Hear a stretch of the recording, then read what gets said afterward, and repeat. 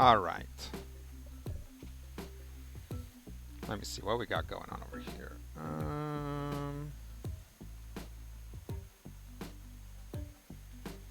Hey guys. Okay. Welcome to twitch.tv/El Picachon. My name is Rodrigo. As always, I am joined by my sidekick, Smokey the Smoke Detector. And yeah, so I've started up a private, so we're not broadcasting this, a private game of Lancer.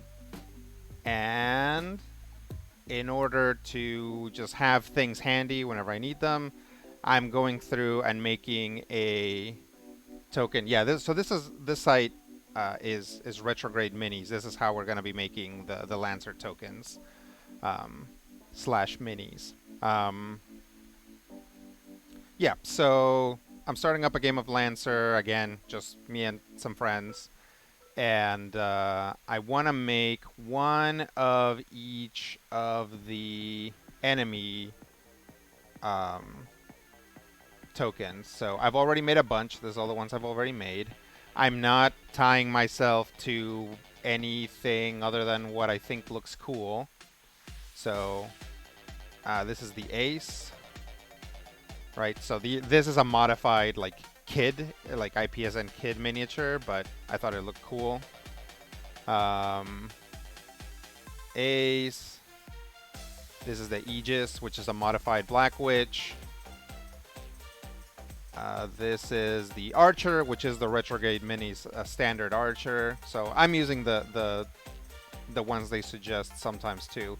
This is the Assassin, which is a modified. Does that mean I could make it bigger? It keeps going away when I touch it. Never mind. The Assassin, which is a modified Morning Cloak. The Assault, which is a modified Everest frame. Let's see. Kevin Evans says, hello, hello. Horizon Man says, oh, this is just a picture. Yeah, it's just a picture. Horizon Man says, do the Lancer enemies correspond to the player frames, or are there different enemy mechs? So enemy mechs have their own stats.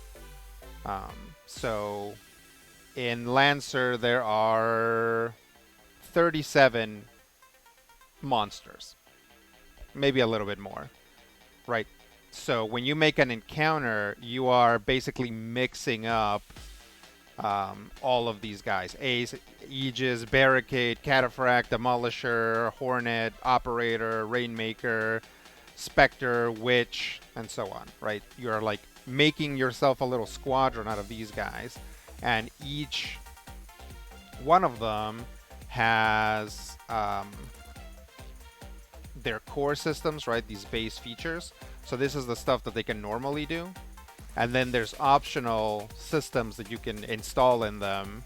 So for example, if you've got an archer and you throw an archer against your players, you can throw another archer against them and change up these optional systems, and it'll feel different. It'll play different. So that's always an option, right? It helps with the fact that there are, unlike in the monster manual where you end up with like hundreds of monsters that are unique. Here, you basically pick a base class, switch it around, and then the other thing is you can add templates to it. So when you add a template, there's templates that are like an Ultra, which is basically another Lancer. So they get more hit points or more structure. They also get like extra shenanigans that they can do. Maybe they get a couple activations per round. You can also make them grunts, right? You can put the grunt template on them, and that reduces their hit points to 1. And also, yeah, it also prevents them from getting killed on a miss. So kind of like 4th edition grunts or minions. Lagna says, make all the witches, all of them. Do the new book come with more NPCs? Yeah, No Room for a Wallflower introduced a handful more NPCs. I think that's the only one so far that has had more NPCs, but yes, the new books do every once in a while come out with more enemy mechs. Um, yeah, always good to have extra shenanigans, I agree. Heck yeah, minion mechs. Alright, so I think right now the next one that I'm gonna make is... Oh yeah, so I was showing you guys this. So this is the Bastion. It looks little because the miniature is like cheated so that it works in so that it'll like settle properly because it's like a little triangle because it's size 2. Barricade, same deal. So that is actually the barricade. The bomber or the bombard, I'm just turning into a tank. Hey, Lagnus, thank you for the sub. I really appreciate it. Oh, it's a gift sub from Kevin to Lagnus. Thank you. That is very thoughtful. I appreciate that. Horse One Man says, do the enemy types determine their size, or can any type be any size? They have a... Enemy types have a specific size. Right, so here's the Ace. The Ace is size 1. And like a barricade is size 2. Right? So, yeah, they do determine their size.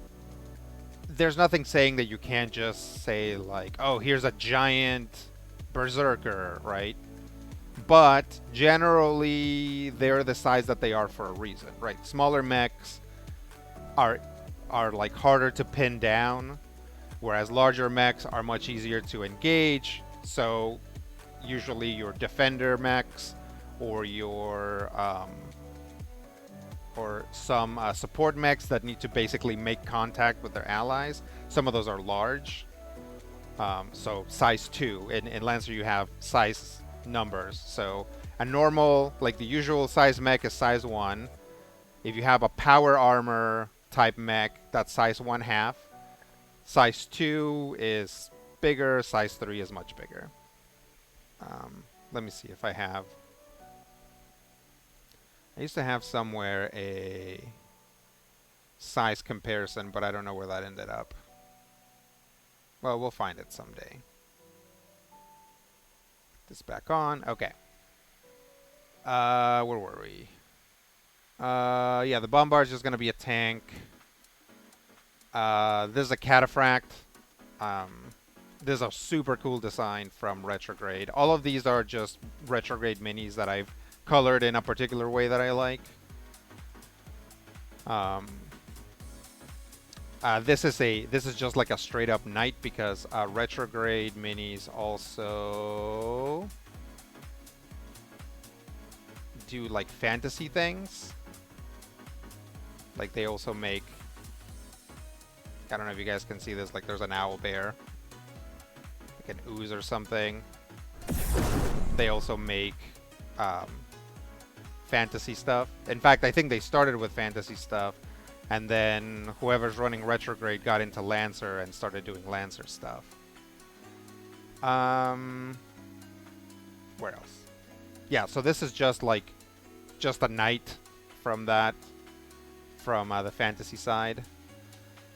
The engineer, this mech like seeds, or plants like turrets that then attack on their own. It's pretty rough. Hornet, which is just like a little Tokugawa, like a little modified Tokugawa. The Pyro, which, you know, the Pyro mini from Retrograde is really cool looking.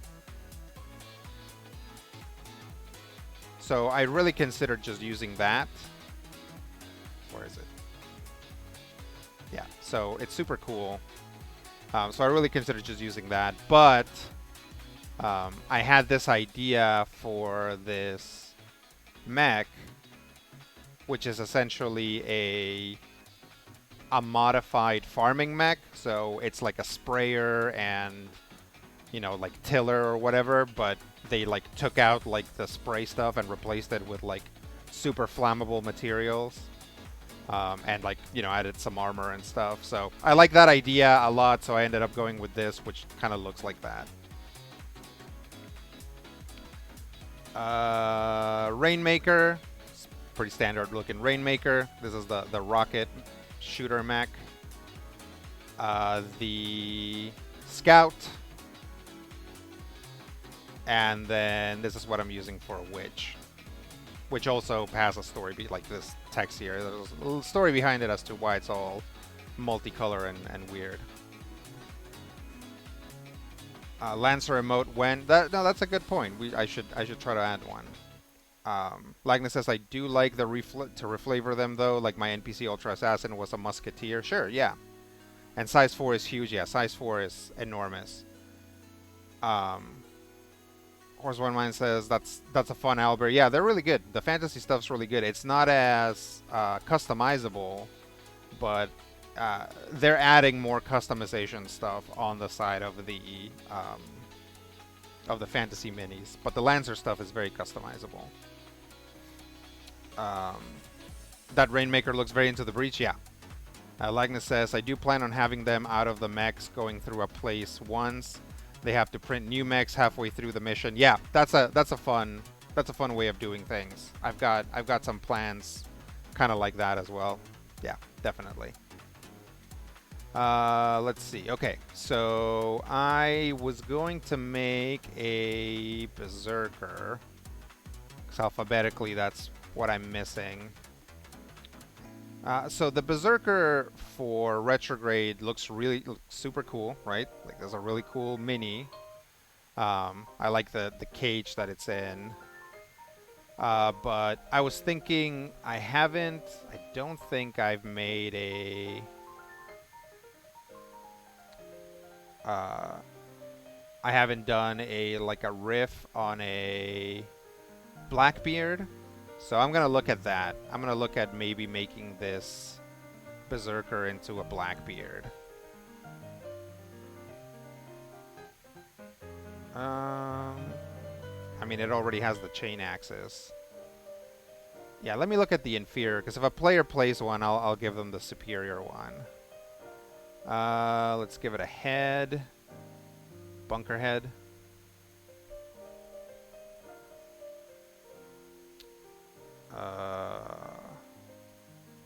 Yeah, a little rumble cage. That retains that from the other Berserker. I don't know. I will say the other Berserker is in a much more dynamic pose, so maybe we should use that one, or find something with a more dynamic pose. It's like we could use this Rally, but I don't think, or sorry, this Nelson, but I don't think he's gonna have like a chainsaw, which is what we want. So yeah, you know what? Maybe we'll go back to the Retrograde or to the Corpora ones. Yeah, it's pretty good. Let's see. What's the basic premise of the game you're running? So the premise is the characters are cadets at an academy for mech pilots. And so, because I'm gonna, I invited a bunch of people, so it's gonna be like a thing. It's like, okay, we're playing this Saturday, who can make it? So anybody who can make it, those are the main characters for that session, right? So that's kind of also why the mechs are kind of all over the place as far as like color and design, because they are, there is an NHP that controls the enemy mechs on the field when the players are training. And so this NHP has just basically is given licenses and can print whatever he wants, or whatever they want. And so, you know, they're just like, they have like an eclectic taste in things, so they're not trying to have all the mechs look exactly the same. So yeah, let's add some color. Harpoon cannon plus chain axe. Dual chain axes.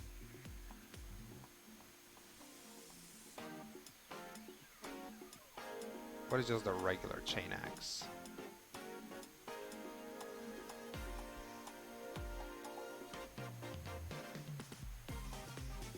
Non-weapons. Oh, it's like a grabby hand. Yeah, let's keep the grabby hand. And then we'll do chassis plus right chain axe. There we go. Horseman 9 says, I run a Monster of the Week game like that. Whoever shows up to each mission. It was really good. Yeah, I'm looking forward to it. And you know, I don't have any missions. We're gonna play the first game next week. You know, I don't have any stuff planned with Berserkers, but I want to have them handy anyway. Just because that way they're just ready to go. Okay, let's do that, and then Camo 1. We'll do Core Pro 2, Camo 2. We'll do Halftone Vertical. And then we'll try some stuff.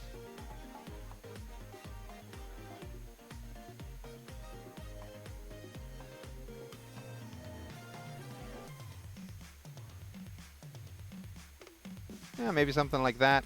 It's like big contrast, and then I gotta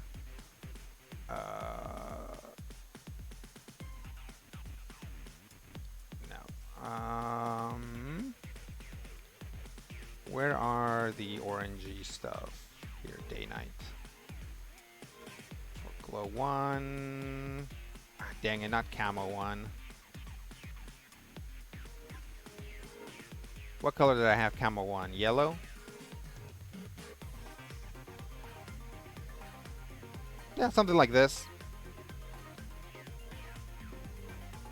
Yeah, so here's the process. I download it.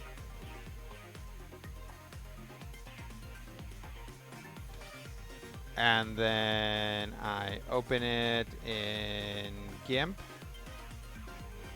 So I'm a patron of Retrograde Minis, like at the lowest level. So that allows me to download the minis as PNG files, and then I can mess with them in my graphics program of choice, which is GIMP. You know, because it's cheap, aka free.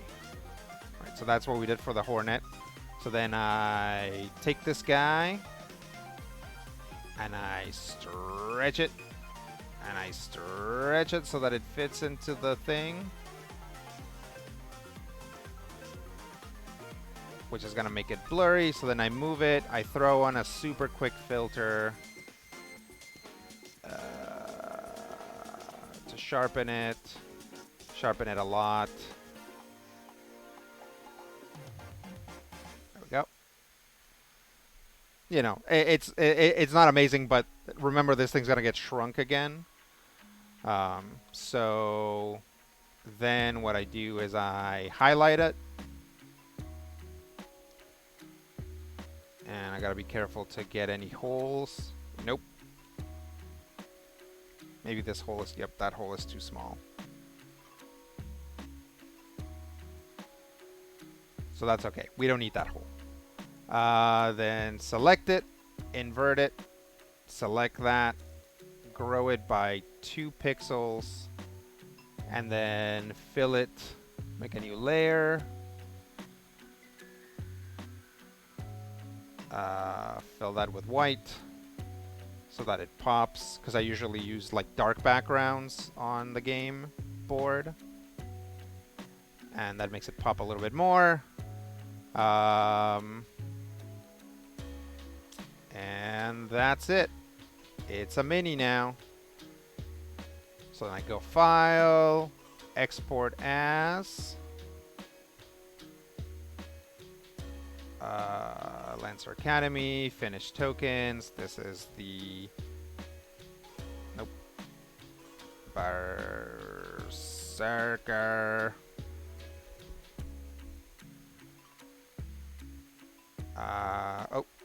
.png. export it. Shrink out of this. Go to this. Make a new guy. But see if I can just get the folder going.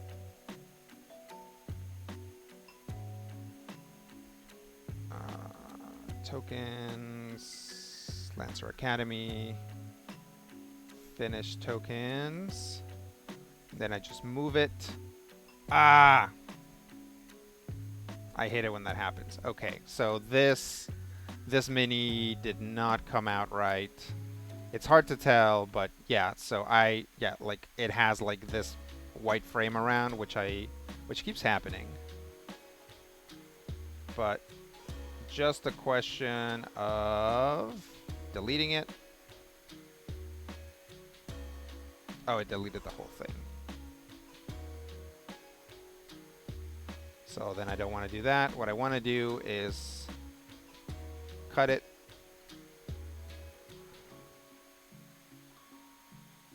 Get this close.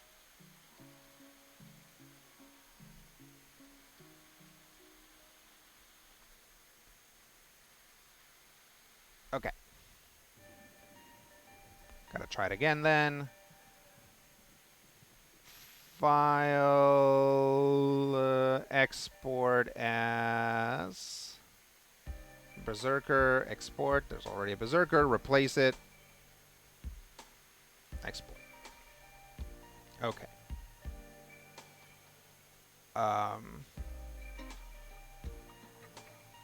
Horse One Mind says the age-old process of working on something digitally and going, huh, well that didn't work. Yep. Skippy says every time I log in, there's a different vaguely Rodrigo-shaped streamer. That's true. My face changes a lot. And you're right that it's vaguely Rodrigo-shaped because my hair and my beard tend to really change the way that people perceive my face. So sometimes people are like, oh wow, I didn't realize that you had like an actual chin. It's like, yep, I have one of those. It's not just beard. It's not just hair from here down. What am I looking at?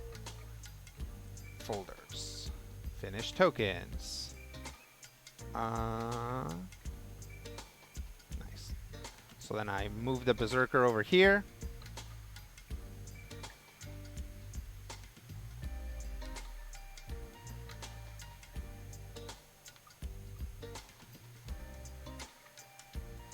Go ahead and save so that we have this, and then we'll edit it, and I'll come up with like where this thing comes from. So for a lot of the corporate ones, I invented this company called ANX Systems, so we can just do that.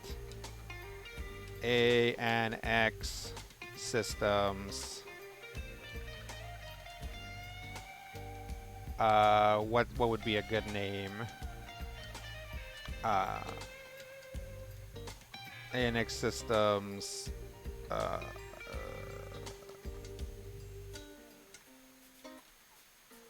Shock. What I have? Oh, the ANX system does like. Yeah, so this will be the Shock N. And then we write a little bio for it. ANX Sys came to prominence during the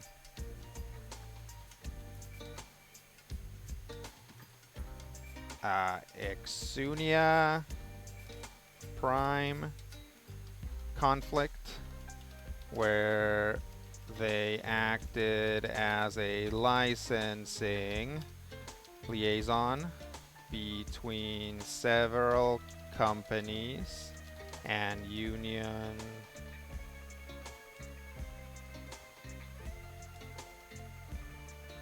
Freedom Forces. The Shock A, the ancestor of the Shock N was their very first proprietary contract. Oh, so that's nice. Good for them. ANX Sys came to prominence during the Exunia Prime conflict, where they acted as a licensing liaison between several companies and Union Freedom Forces. The Shock A, the ancestor of the Shock N, was their very first proprietary contract. Does that make complete sense? Maybe not, but it's good enough. Oh, I gotta label it though. Because players are allowed, and in fact are supposed to be told what a frame is, right? So then we're gonna check the token. The token's always gonna be like too small, so we enlarge it.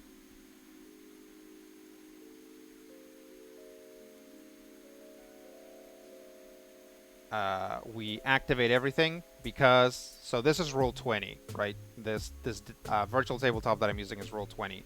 Roll 20 always errs on the side of not giving information. So if you want your players to see something, you have to like activate each individual thing, because by its nature, roll 20 always conceals stuff from your players, right? Which is good because, you know, like this is primarily for D&D. D&D has a lot of hidden information. That's fine, but it can get annoying for a game like Lancer where the players are basically supposed to be aware of most things. Although I guess technically players don't need to know like enemy health and stuff. They can scan them for that.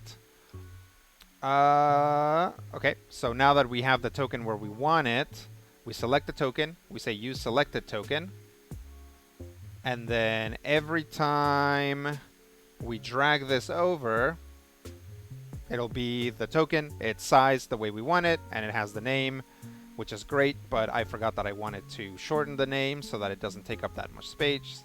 So this is just the Shock N in parentheses Berserker. So we gotta do this again. Select the token, remove this, yes, you select the token, save, close. There we go. The Shock N Berserker. That's one. I mean, obviously I've already done all of these. Then I'm gonna move it down to barricade. It would be before the bombard, right? Yeah, okay. Do I have a breacher yet? I don't think so. Hey, Amigialia15 is now following. Thank you. Thank you for the follow. We're making Lancer tokens for my Lancer game. Let's see. Skippy says this guy has like 10% of the fur of the last one. Yes, I did go through an intense shaving process. That happens about once a year, usually in the summer, so I can shed my winter coat and get my summer coat. Lagna says, I really enjoy running Lancer because I do enjoy the tactical combat a lot. This is not Rodrigo. This is young Rodrigo that no AI software can replace. Yeah, we did have a long conversation in the Major Spoilers podcast about artificial intelligence art. So definitely, if you listen to the MSP, you haven't caught up to it, check it out, because we get into it. And we actually get into it. We kind of draw a line in the sand. And to be fair, I'm kind of playing devil's advocate in it. I'm like,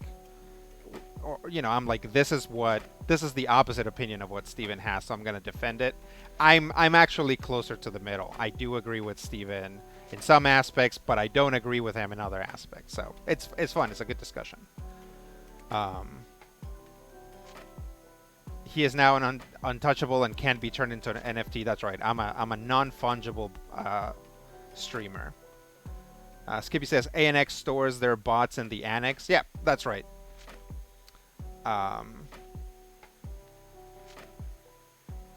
Making sense only matters within sensor range. I guess that's true. Horse One Mind says, how are Roll20's Lancer character sheets, or does it have them? It does have them. I'm not using them.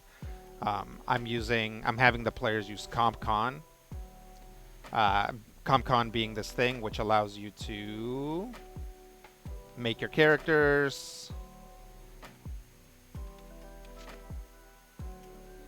and make their mechs. Right, so here are all the stats for this mech. If you take it into active mode,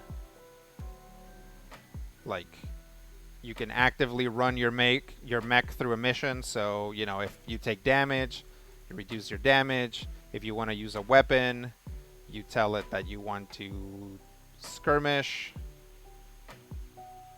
And, you know, you press the buttons here or whatever. So, I want, like, part of it is also get myself used to CompCon, get the players used to running CompCon. So, yeah, we're gonna kind of do both, but we're not doing the Lancer character sheets in CompCon. We're just using CompCon to keep track of characters. And CompCon also has a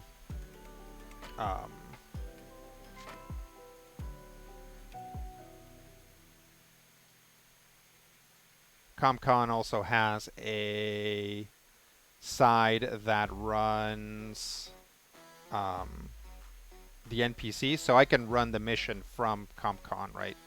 So, like, here's some of the NPCs I've made. Then you can build an encounter with those NPCs. Then you can take a mission made of multiple encounters and build that. And then this allows you to then run the mission.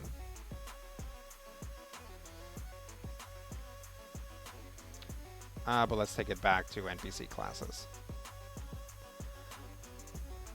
Let's see. Amegia says, probably gonna lurk while doing errands, just keeping my fingers in the ever-growing Lancer stream / AP scene. Yeah! It's, we gotta thank 11 Dragon Kid for, like, holding up a lot of this stuff for a long time, and also Ralph and the Okuwa Station guys. 1 second, guys, I gotta take this call, make sure that it isn't anything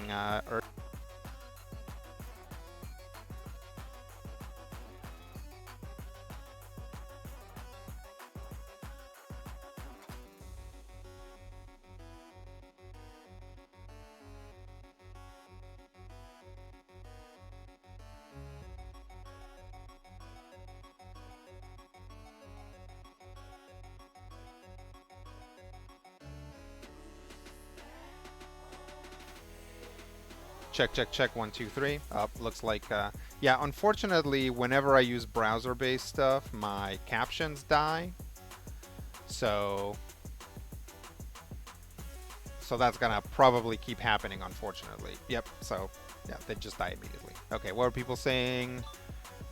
Yeah, I'm glad that the Lancer community, like, that the Lance content creation community is growing, right? That's good because it gives the game a higher profile. More people playing Lancer means more games of Lancer means you can play Lancer. Horsewine Mind says, I gotta check that out. I have to know, is Steven pro or anti-AI art? Yeah, lock in your guesses. Lil Billy says, a bit of devil's advocacy is good. It's harder to have a nuanced discussion if everybody just nods along. Yeah, and I'm sure you've run into jerks who are always playing devil's advocate. That's not what I was trying to do, right? I was like, okay, let's actually have a discussion about the implications of this. Lagna says, we use both. The players use CompCon and put it into Roll20 to make rolling stuff faster and such. And I run NPCs from CompCon. Yep. Skippy says, I remember the libertarianism and universe as a simulation discussions. I bet it got heated. It did get a little heated. But, you know, it's like, you know, we're content creators and MCs and whatever, but we're also humans who live in this world, right? So we have beliefs and convictions and stuff. But yeah, it is interesting when our, like, comic book podcast kind of starts delving into, like, what we truly believe. So yeah, there's some good discussions in there. I remember Horse of Mine says, anyone from the MSP family in this game or just real world friends? Some real world friends, some critical hit friends. because the part of the deal with this is that I want to get them. I want to get some amount of us like familiar with Lancer because it is a complex game, so I want people to have some experience with it. Let's see.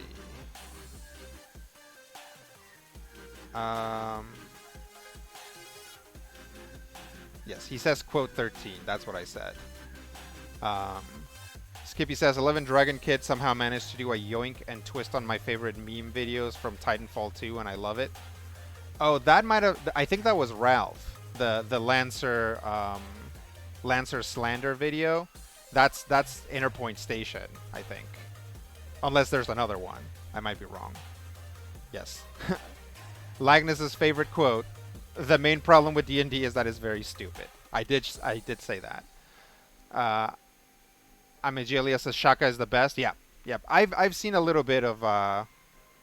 I've watched some Interpoint stuff. I've watched some like Okue stuff. It's good times. Lil Billy says I wound up making a Google spreadsheet to share with my fellow players, a sort of HUD for each of our health, heat, repair, bars, and status. Yeah. So the hope is just CompCon takes care of all that, right? Lil Billy says took a lot of conditional formatting up front, but it should really help our situational awareness. Well, that's good. That is kind of the issue with games like this, is that they require a lot of work from the game master early on, right? Whether it's to teach the players or get them used to a new tool or make a bunch of tokens, right? Because it is tactical games like this are very work intensive, and that's also part of the reason why I'm doing it now rather than 2 or 3 or 4 years when we finally maybe run No, it's not a sure thing. But when we finally run Lancer on critical hit, then I'll have a pile of assets, and the players will be familiar with it a little bit more. Skippy says Lancer feels like a great game for making ability flowcharts. Oh yes, if you like flowcharts, Lancer will allow you to flowchart to your heart's content. Ameji Elias says among Lancer podcasts and streams, I know 13 offhand. That's great. Lagna says this is the only Lancer stream I've watched so far. I am not into watching actual plays at all. I like talking about it more than watching it. I would not mind listening to it. Okay. Watching an AP takes up so much mental headroom for me. I get it. Yeah, definitely. It's like watching a movie, except they're all 4 hours long, right? So I get it totally. Okay, where are we at? We just made a berserker. We've done 1 token. I gotta get into it. So I think the next one I need is the breacher. Yep. Dual shotguns and a ram. So let's... I think I know what I want to do. Let's look at the retrograde breacher. As well fabricate this guy.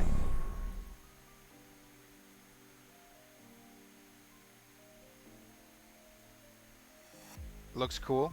We might come back to it, but I think this is a good opportunity to sort of go a little bit off the trail and use a PC mech, and of course probably the how big is the breacher? Size 1. So a Tortuga is usually size 2, but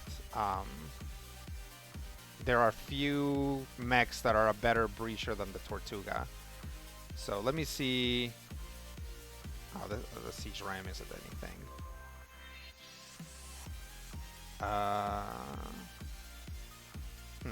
Accessory. Okay, yeah, we can call that it's RAM. We'll call the catalytic hammer. Oh wait, wait, where is it? Oh, I know what they mean. Okay. So the siege ram is just that crowbar in the back, I guess. I mean, that's fine. Daisy cutter, sure. Add more stuff. Okay, let's give it a weird head.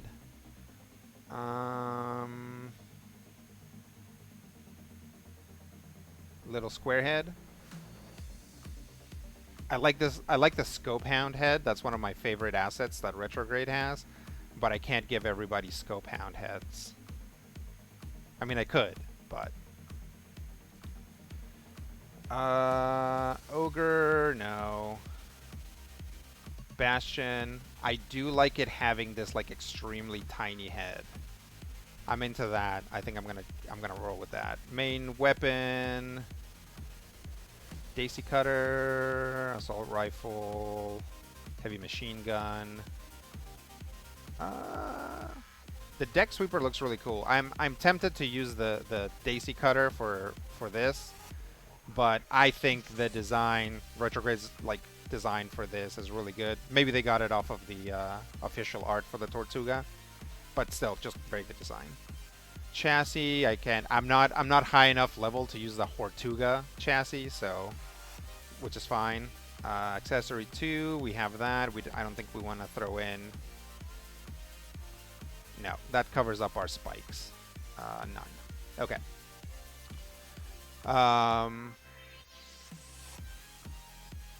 Amagelia says, good thing BYOM is a podcast. Oh yeah, bring your own mech. Somebody brought that up the other day. I haven't listened to it.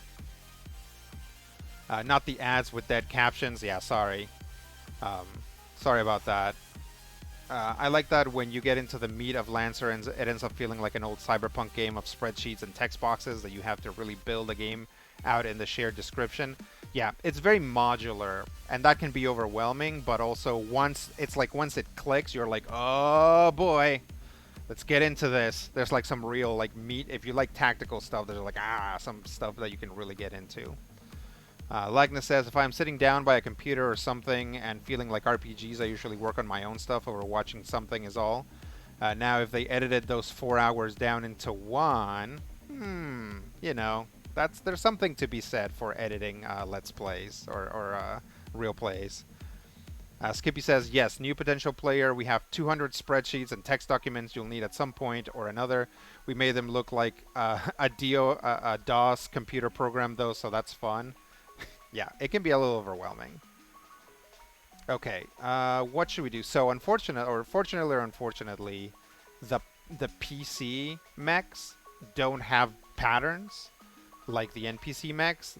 These are actually colored by things. So, like, if I wanted to give this guy a yellow head, right, and it only colors the head, but I can't make like a pattern across like the side of the body. So, it's kind of a thing where the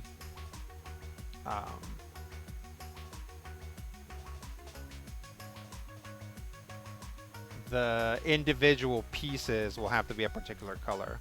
One thing you can do is take something like this head and make it like a light green, and then we can go to a Pavs. You okay? You want to go outside? Okay, you come over here if you want to go outside, okay? Yeah, so you can come to the body here, and... Oh, no, that's not what I meant. Okay, Pavlov wants to go outside. So, let me gear that up, and then we'll be right back. Where's my... Be right back.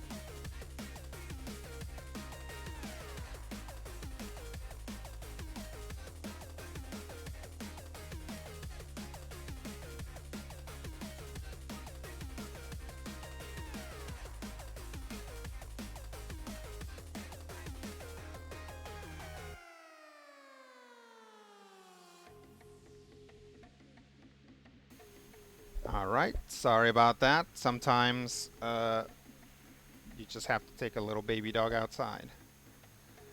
Let's see.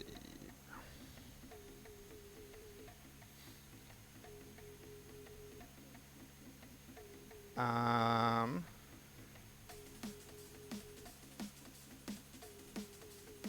Skippy says it's a perk, not a bug. Yeah, Pavlov. Yay, Pavlov. Yeah, everybody's excited about Pavlov. I wonder if they'd ever let. I wonder. Skippy says, I wonder if they ever let Megas XLR be an archetype. I think it's kind of a narrative archetype, right? It's like this mech that just like has all of these like weird systems. Like you can make something close to Megas XLR already. Lil Billy says, new report since the battle over the last 3 weeks. My pilot has the next to go. Oh, was the next to go. Overheated and blew up my goblin to keep them off our last holdout point. Wow. Mulling over ideas for a whole new pilot since playing a pure tactical controller this long has worn me out. That's fair. Yeah, just go the... I mean, I don't know what you already have, but... I mean, in your party, but yeah, go the whole opposite way. Go full artillery or full, like, melee. Okay. So then we'll take the head and make that just green. Right, so it's not like it's it's not a lot. It's subtle, but it's kind of like it feels like there's like some light on it. And then we can make the weapons. We can try and do something like make it look like military. So we can make the weapons like tan. Let's do it. Let's make it lighter. That's a little lighter. Accessory 2. And then rear mount. Yeah. I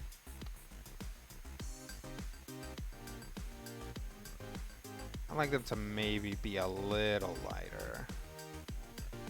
But I don't know if there's like a lighter tan than bone.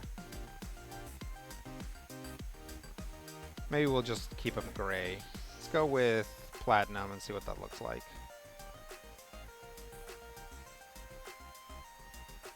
Yeah, okay. That's fine. Accessory 2. Okay. All right. Time to download. Let's see. Amiji Elias says, I thought the 2-shot I was going to be part of would be a higher level, but it is only license level 2. Goodbye, Infiltrator Barb. You know, see Grog. Nice. Yeah, I'm starting the players at in this game at license at 0. So is that open it? Oh, I guess it isn't. I gotta open some folders here.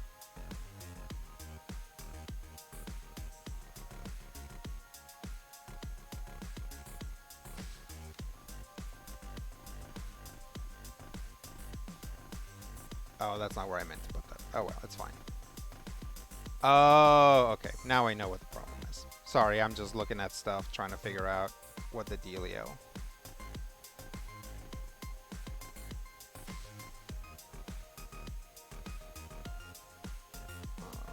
Open with GIMP.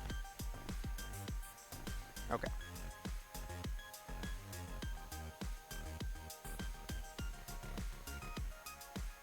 Bring this guy over.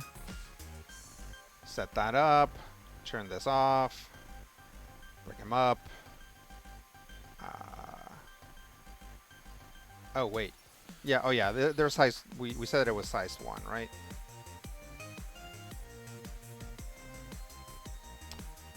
Breacher is size 1. Yep. Okay. So it's like a baby Tortuga. Baby Tortuga.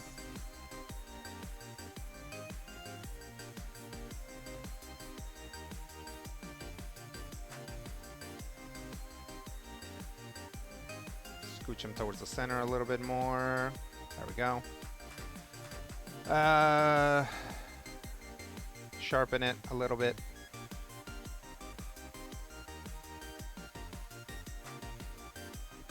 Oops.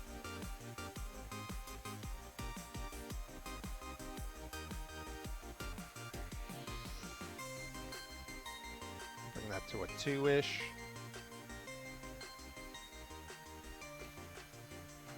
I know it looks like a mess, but again, we're gonna shrink it again, so it'll be fine. And we do that. Then we invert the selection. Then we grow the selection by 2 pixels. Make a new layer. Take a bucket of white paint. Pour it on. Flip the layers. Ta-da! Ready to go. And with no big white spots or mistakes apparently. So that's good. We'll export this as Breacher.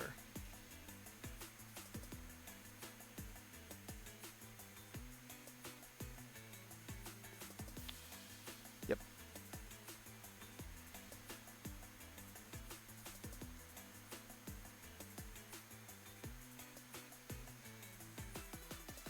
Okay, then we bring it to the Lancer Academy and we make a new character. Edit, find the folder.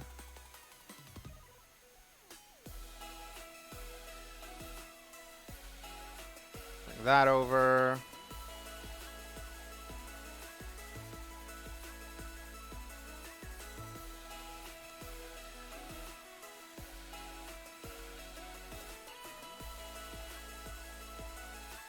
Okay, and we'll call this one Military Solutions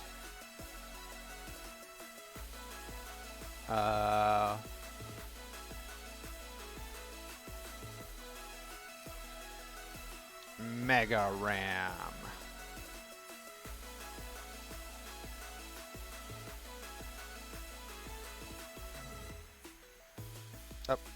gotta say breacher.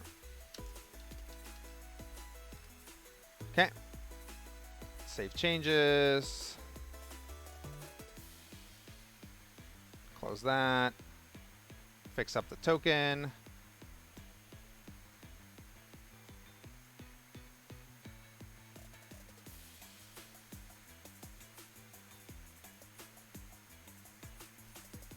Shorten the name. Make sure everything's visible. Visible. Visible. Again, if you're just joining us, we're making tokens and bringing them to Roll20. Roll20 always defaults to hiding information, right? It doesn't want to accidentally have you reveal information to the players you don't want to reveal. So all of these permissions are always turned off.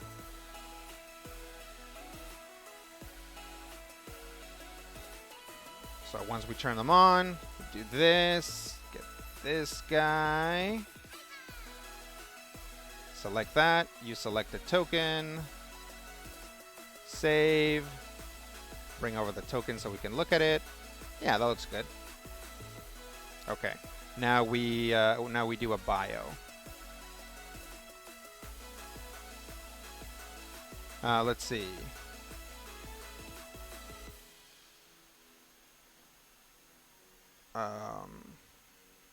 Oh, Skippy says specifically a mech with a car on top, just a Mustang chilling in a huge mech. I suppose that could just be a skin on a Minotaur. I mean, the Megas, I think, flies around and hits really hard and stuff. Like, I would, like, my first instinct is put it on a Nelson because it's fast.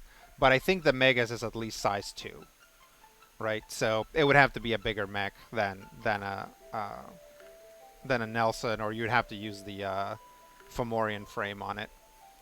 Little Billy says, I think Mega's XLR mechanical identity would be something that sacrifices consistency for the advantage of unpredictability. Okay, so it's like it's a reverse Pegasus. Horsepoint Mind says, come down to El Pikachu for all your Lancer-themed Raffi mashup songs. That's right, good catch. Like this says, so open question to anyone who feels like answering. How much of your RPG hobby is between sessions? And is that mostly reading stuff, pondering the campaign you are playing in, preparing stuff to run? Skippy says, so I don't know if anyone in this chat will understand what I mean, but apparently the opening to My Immortal and the opening to American Psycho mirror each other eerily well and really say something about both works. Okay. Sure. Horsepoint says, I'm doing RPG stuff like all the time, whether it's reading, prepping, thinking, listening to APs. Right now I'm only running one game, but I'm playing one-offs here and there fairly regularly, but a lot more between sessions than in sessions. Skippy says, before I quit, I basically had my RPGing down to in-session improv. I was very uninterested in combat, so not planning meant no malicious monkeying with any of my pre-session work. Okay. Lagnus says, to me, listening to Critical Hit isn't part of my RPG hobby time. That is in the radio show to listen to while doing things. Never considered that. Yeah. So personally, I spend a lot of time thinking about role-playing games.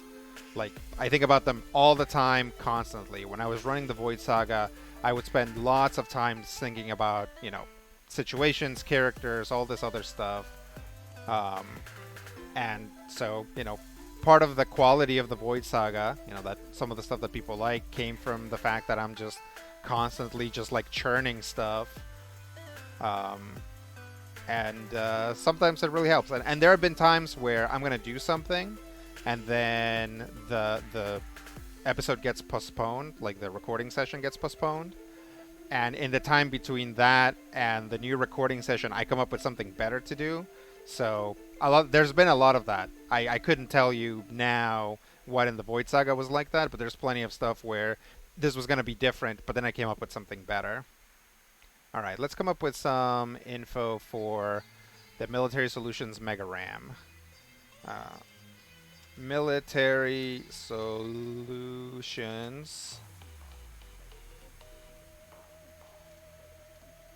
is currently embroiled in several lawsuits with IPSN A and X systems and a few others regarding the similarities between their mechs and those of the plaintiffs. If you're suing someone, which one are you? Or you're the plaintiff.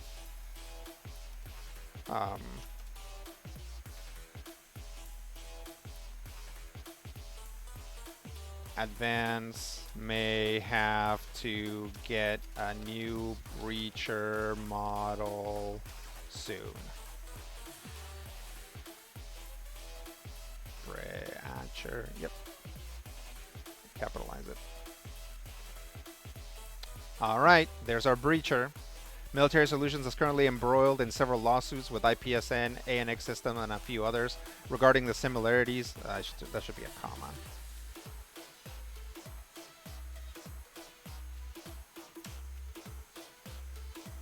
And a few others regarding the similarities between their mechs and those of the plaintiffs. Advance is the NHP that controls the mechs for missions.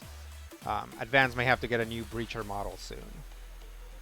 Okay, and we move it down here. Barricade, Berserker, Bombard, below Bombard and above Cataphract. There we go. Gonna get some water.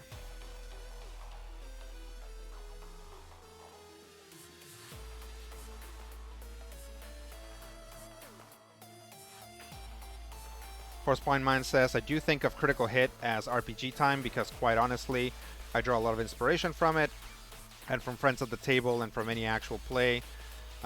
I can draw a direct line from that to what is happening in my game, but also I can draw a line from the TV show I'm watching to the game I'm running, so it's all connected for me. Yeah, so if you're new here, if you're just joining us, they're talking about Critical Hit. Critical Hit is the show that I'm on. I was the game master for 10,000 years.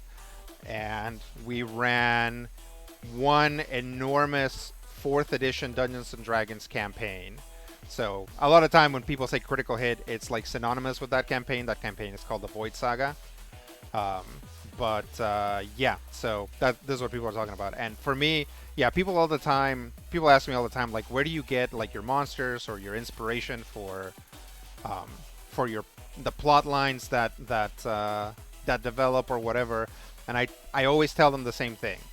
Stop reading RPG books and just like watch movies, go to the zoo, like think about plants, like think about a medium that you're interested in or a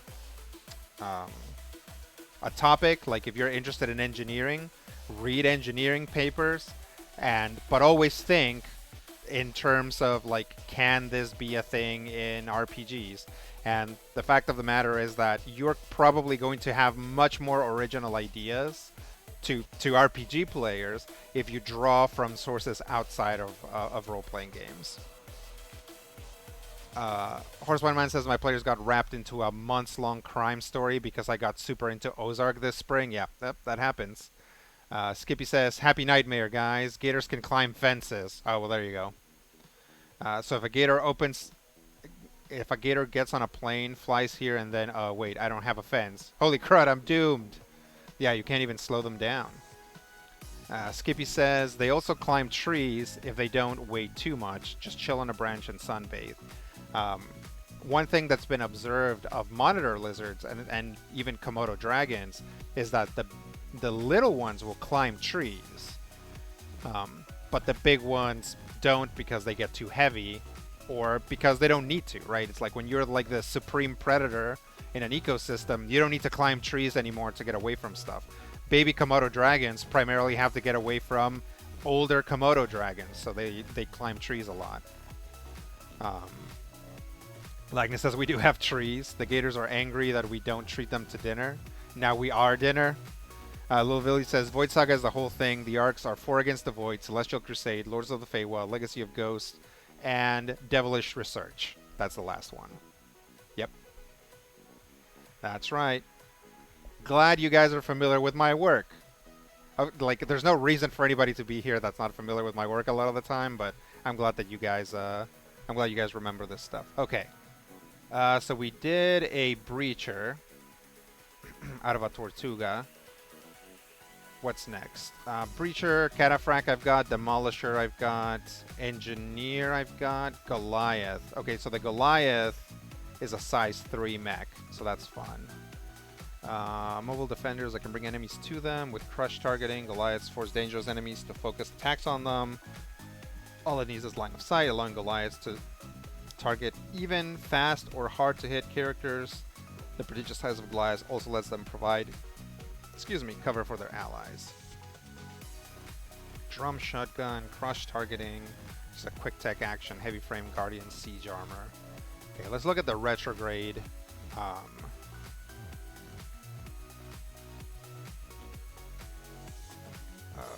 What is it called? Goliath. Like in Gargoyles. I'm sure that's what they're referencing and not the Bible at all.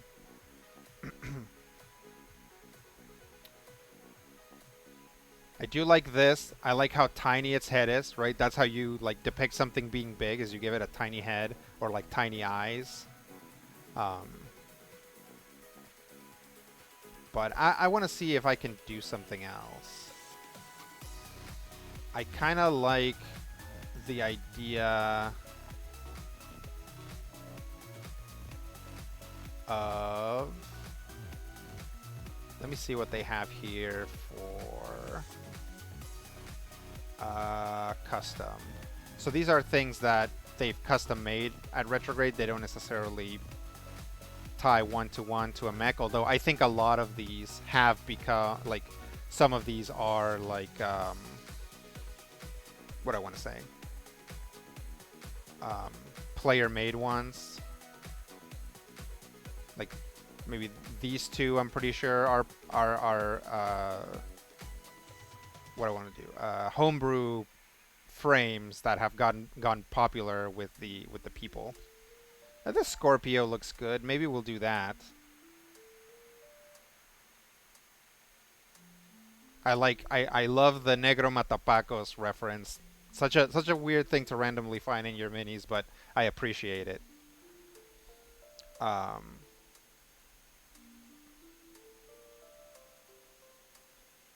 Skippy says, you'd be shocked how big a gator has to be before it stops climbing. Sure. Skippy says, I'm a Tale of Tallest Rabbit fan first as far as Rodrigo fandom goes. Oh, that's great. Tale of Tallest Rabbit is a book I wrote. You can go to Amazon and look for the Tale of Tallest Rabbit, or you can call your library and ask them to carry it. They might already have it. Thanks for bringing that up, Skippy. Horsewine Man says, but for anyone who is new, Critical Hit has a lot of non-Void Saga stories. That's true. Many of which are much more bite-sized than 10,000 Years. That is also true. They are hiding inside the folds of the Void Saga. Lagna says, I wrote the summary for the sessions in my long-term campaign. These days we record them, so I use recording and my notes to write a summary. That's a few hours to get done, and I also spend a lot of time thinking of how things in-game influence my PC. Yeah, right now, like, I spend a lot of time thinking about what we're doing on Critical Hit. Right now I'm playing, right? We've gone back. We're recording Drifters again, so Drifters is coming back. And I spend a lot of time thinking about Hecubino, right? Thinking about my character and what he wants to do and what he wants to get accomplished and what he's worried about. And also, I spent some time practicing like things that he might say, so that when a situation happens where he like would have something in his pocket, like I can just go into something that I've already practiced, right? Practicing the way your character talks is a really good way to get both get into the character and how it works, and also kind of like maybe wow your friends at the table because you've got some stuff ready to go. Skippy says, shoutouts to that time they played Cowboy Bebop. Yep. Fiasco Cowboy Bebop. Legna says, that's probably my favorite thing, pondering. I also like prepping things to run. I feel like I've done good work when I have a decent chunk of a session all planned out. Shout out to Lancer. Wait, it hasn't happened yet. Nope, hasn't happened yet. Where am I at? Horseman Man says, "Oh my gosh, I forgot about that. I should go re-listen to that. The crater joke." Yeah. Horseman Man says, "I ordered the Tale of Tallest Rabbit through my local bookshop. That's worth a shot too." That's right. You can buy it through your local bookshop. Always. Um, Skippy says, "Weren't Steven and Matthew related?" In the Cowboy Bebop one, I don't remember. I think, yeah, maybe like one of them was like the uncle of the other one. I don't know.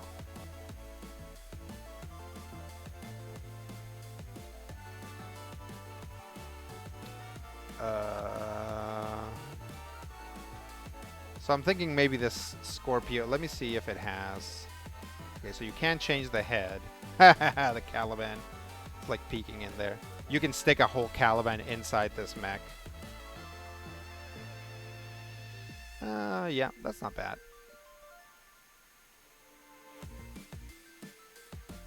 Too rich for my blood.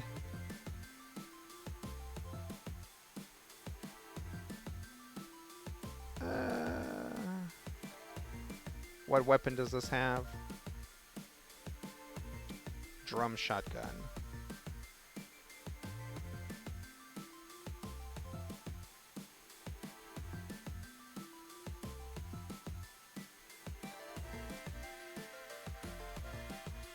I mean, yeah, you know, close enough.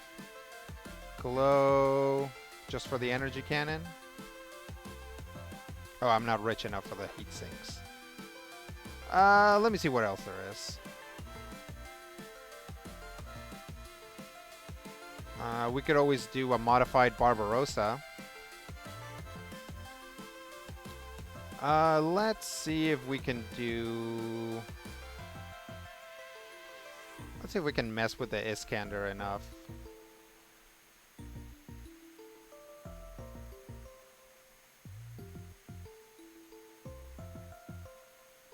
Sure. No grenades. Oh, that's a shotgun.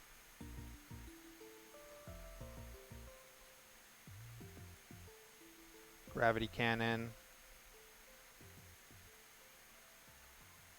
That's cool. I mean, the Iskander backpack is very recognizable, but most of my players, like all of my players, are very new to Lancer, so they're not gonna know it on sight. So that'll help. Is there rear explosives? Okay. Grenade harness. Explosive belt. I like the belt. Glow chassis.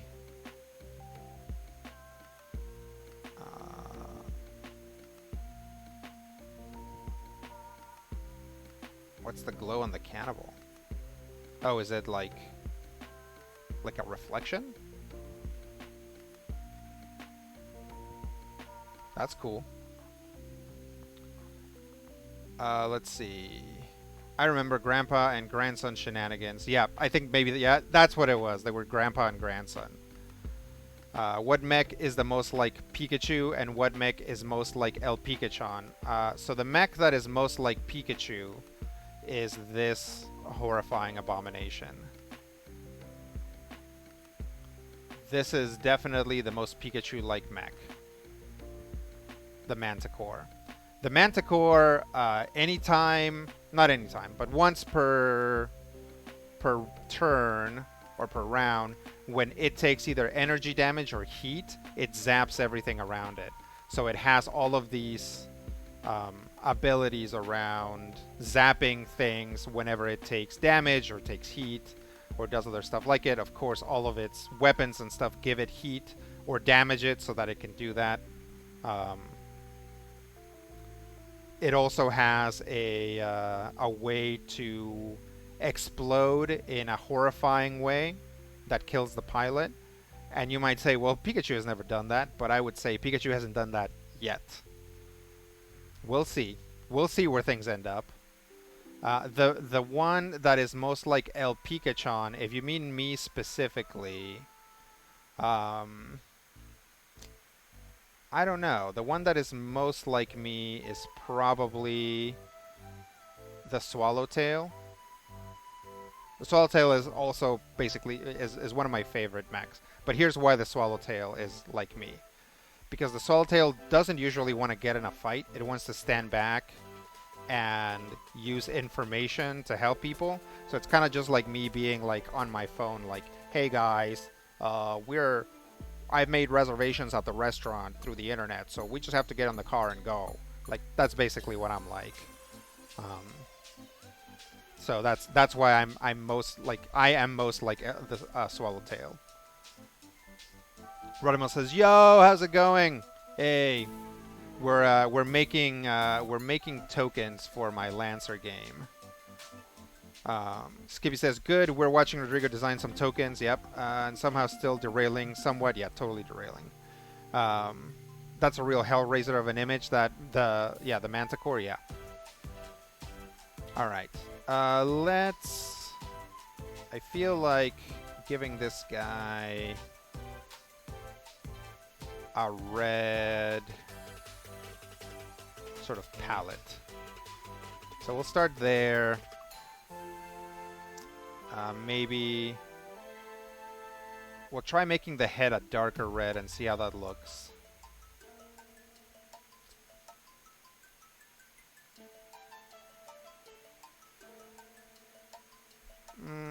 I think maybe we want to make everything darker red and then make the head a lighter red. This guy has a much bigger head, so you can tell a little bit better. Let's see what... Actually, let's see what orange looks like.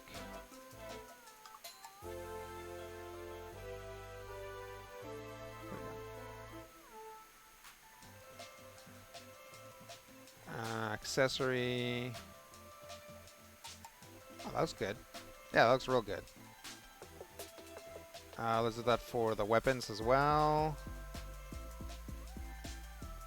That also changes the shoulder, but that's okay.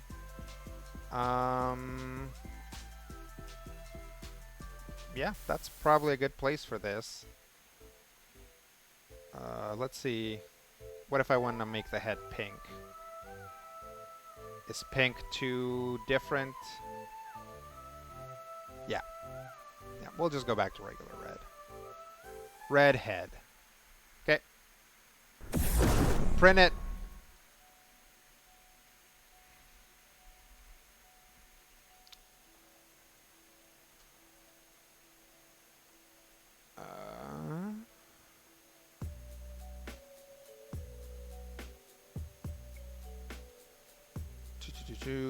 Lancer Academy, base tokens. Paste. Okay. Open with GIMP.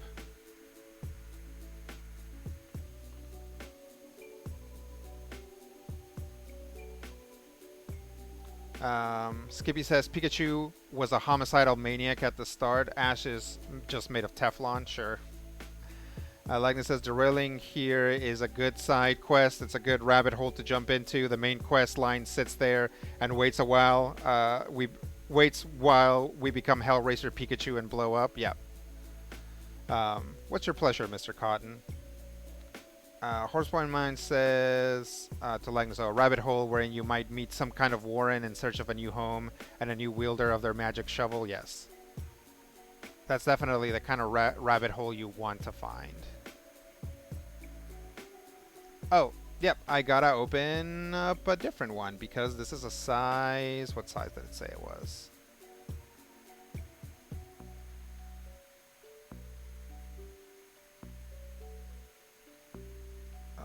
Nope, I wanted to stay in the compendium. NPC classes... Goliath is size 3. Yep, so gotta open the size 3s.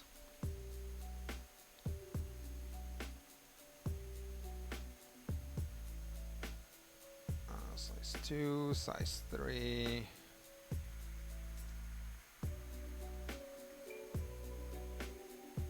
Take this guy. We move him over to the size 3 template. Turn this guy off.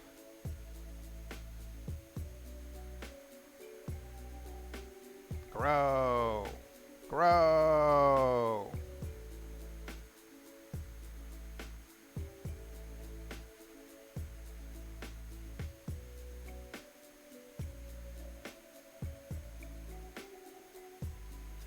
Let's try that.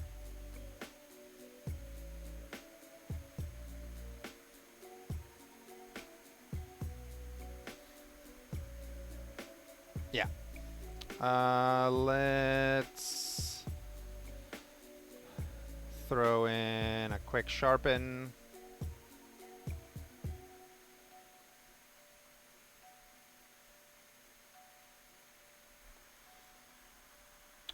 And then we select the thing. This one doesn't have any holes. Invert. Grow by 2 pixels. Create a new... So just move this thing. Create a new layer. And pour some white paint in there.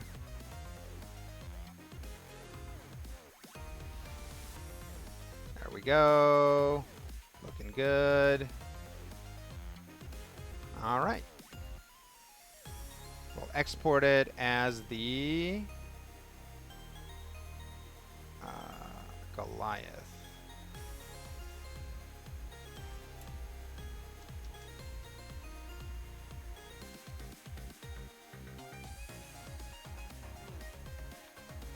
Okay. Make a new character. Edit. Oh, that's not what I meant.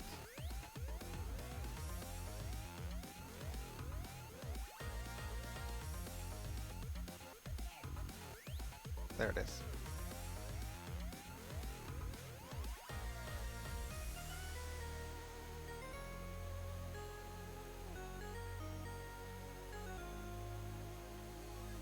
I like this as I have fragments of codes from Hellraiser floating around, popping up every now and then. That is one of them. Oh, okay. Sort of like when I walk into a room and say, "It's me, Uncle Frank." Okay. Rodimus says, "Should I call you Lord Zed or Rita?" I think that was most famously Rita's line. Like, "Make my monster grow." Any Love, Death, and Robots fans? I still need to watch that, says Rodimus. Skippy says, watch Jibaro. That's the one. That one is like watching a cobra dance. Whoa. I know I'm late to the party. Lagna says, I watched the first episode. It didn't quite hook me. I'll probably watch some more at some point. Yeah. Let's save that. And then we need to come up with a name for it.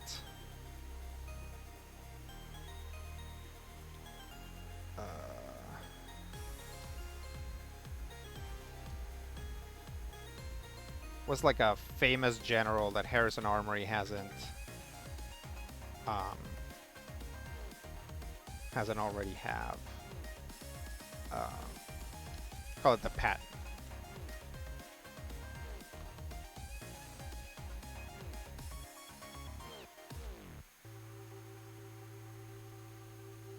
Oh, Custer? Yeah, sure. We'll call it the Custer.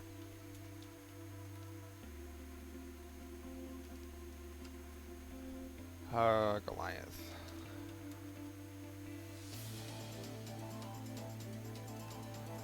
A massive frame used more for logistics and information data warfare. It nevertheless can become a danger to win. Massive frame used more for logistics, data warfare, comma, can become a danger to an unwary pilot.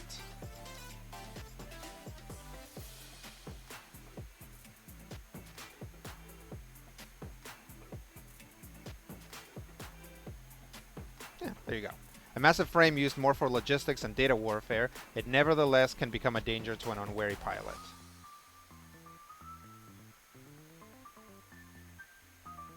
Oh, he's so little. Okay, this guy's gonna get real big.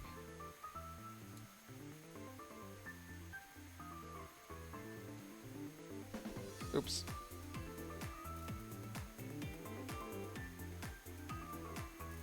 That look right? Yeah, that looks pretty good. So yeah, I very much purposefully like, you know, making these so that things like poke out. Like it might become a problem later when you have like, you know, it's like this guy over here, and then it's like this guy's here, and this guy's here, and this guy's here. You know, it's like it's hard to tell maybe, but it's okay. It's fun.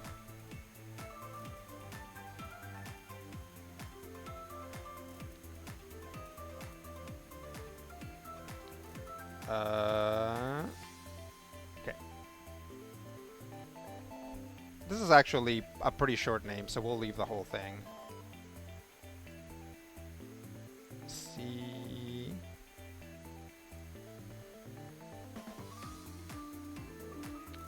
Bottom overlapping, compact, C. Save settings. Okay. Open this, edit. Use selected token, save changes. And now I should be able to just drop this. There we go. All right, there's our breacher, or our Goliath.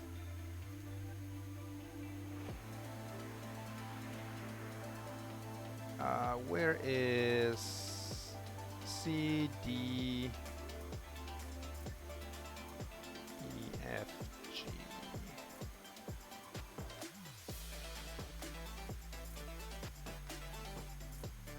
Demolisher, Engineer, Goliath. There we go.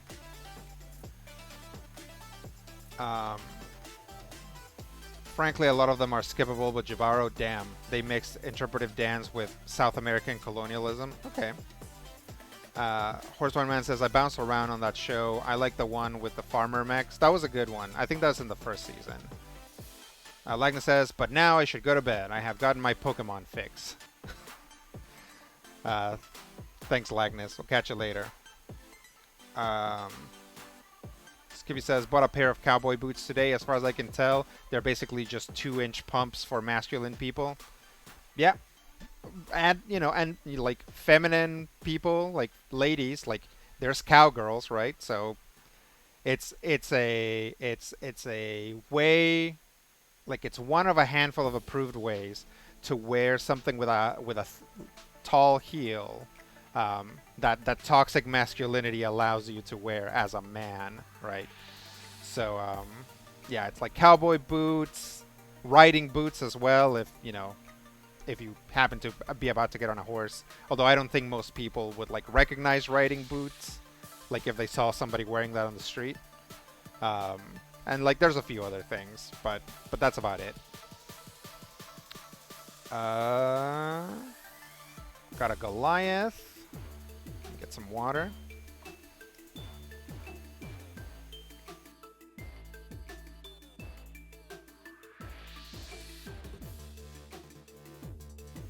Oh, I should show you guys their Everests. So, again, I made four squadrons, right? So very Harry Potter, very. I'm basically just taking like pot shots at like all teen stuff because it's like, yeah, there's basically four houses, right? So that's Harry Potter-ish, but also they're squadrons, so that's kind of Ender's Game-ish. But the squadrons are named Imperious, Punctilious, Felonious, and Distal. So that's my shot at Divergent, right? Is that what the original one was called? Divergent? Yeah, it was like, we're just gonna come up with like, here's like some like big dictionary words for these groups, right? So yeah, I thought that would be fun. So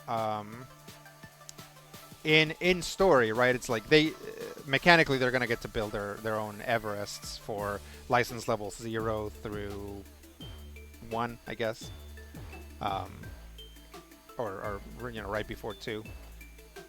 And but in universe, um, they are like the school has these Everests, and they're the Everests that they keep using for missions. And basically, your first mission is working with like the engineering track students to fix up the mech so that it's like functional for a mission, right? Because they want to train you. It's like Lancers are not just kick-ass pilots.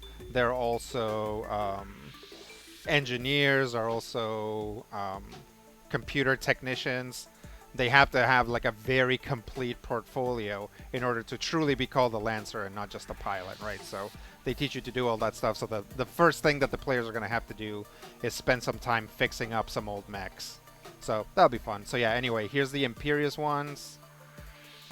This is the Punctilious ones.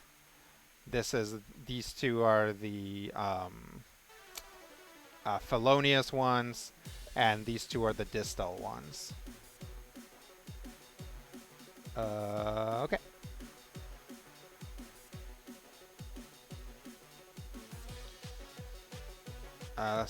Skippy says, hit us with the mountain. Yeah, that size 3 mechs are really big.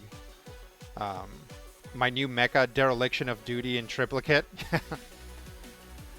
that's a pretty good name. Okay, where are we at? Made a Goliath. What's next? Ooh, a hive.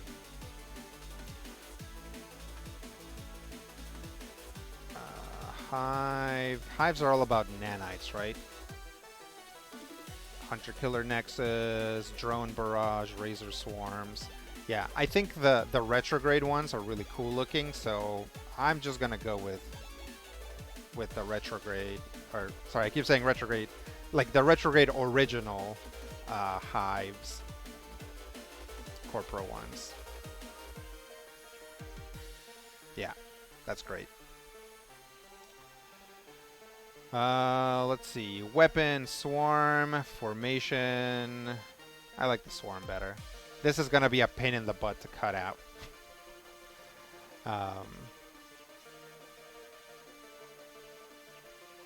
Where there's no glow. I mean, that does look kind of cool, but it's weird. We'll try it with the glow. There's going to be a possibility that I just can't do it with my... it's maybe not so much that... Oh, yeah, maybe that instead. I don't think that's actually going to be any easier to use. And I like these better. Nanite Swarm.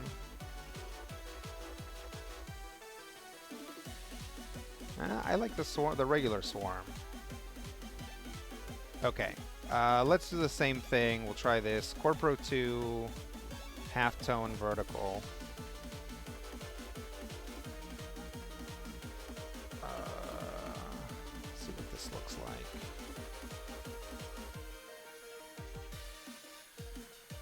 Yeah, it's hot dog colored. I want to do kind of a...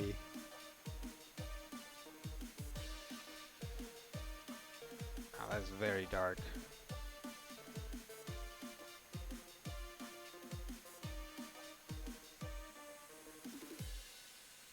What if I do that with the chassis and then do like a white for this and then like blue for this. I mean, that looks cool. It might be a little too subtle, but I like it. That looks kind of cool. Let's see. Skippy says, have you been doing any gaming, Rodrigo? I've actually been doing very little gaming recently. Just did not get, just like have not had a chance. Unless you count, you know, gearing up for a Lancer game gaming, in which case I've been doing a lot of it, but that's kind of what it is I just haven't really had a time to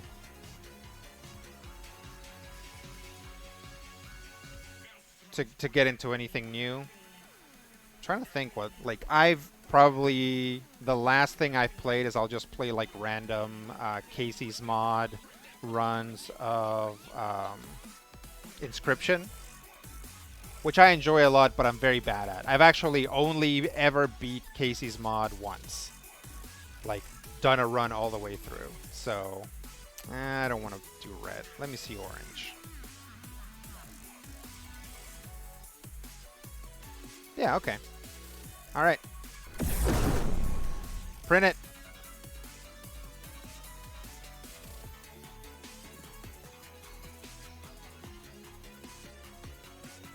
Skippy says, good. Gaming is a sin sometimes. I finally decided to sell off my old Pokemon games. I think I finally become too old to be excited anymore. Is Inscription your MTG replacement? Not really. Inscription does have a lot, you know, it's a card game, and it has a lot of stuff that's reminiscent of MTG, but no. I, like, my main way to stop playing Magic is not to substitute it with something else, but rather to just like kind of just like stare at Wizards of the Coast for a while and then be like, yeah, I'm good. I'm good not playing for a little while. It's just, you know, sometimes the decisions they make are not great. And especially now, like, I don't like the Universes Beyond initiative. So that's not great, right? That puts me in an awkward position for playing because lots of people are really excited about it. And if you don't know what Universes Beyond is Magic has, for the longest time, only existed, like the cards only dealt with things from Magic's own proprietary made-up universe, right? So the Phyrexians, the Eldrazi, the Brothers War, like like Thrawn or whatever, right? All that stuff, that's all Magic. Mirrodin.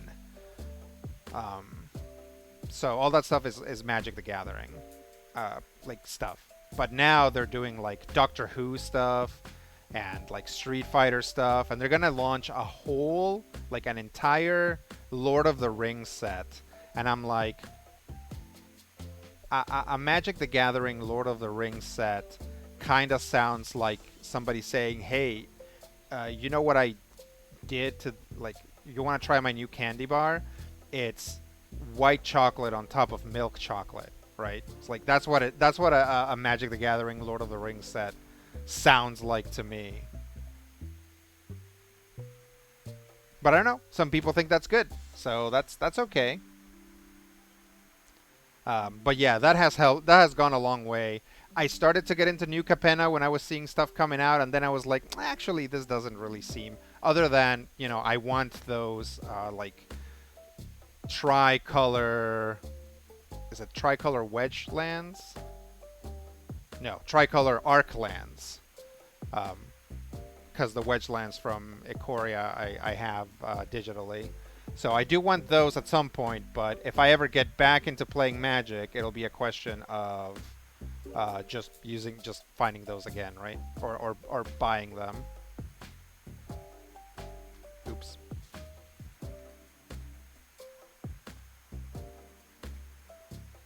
Here we go. Grow.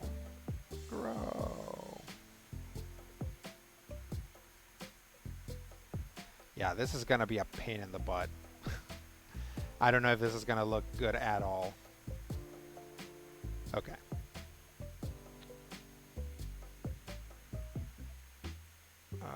Layer. Nope. Filters. Enhance. Sharpen. Sharpen to 2-ish.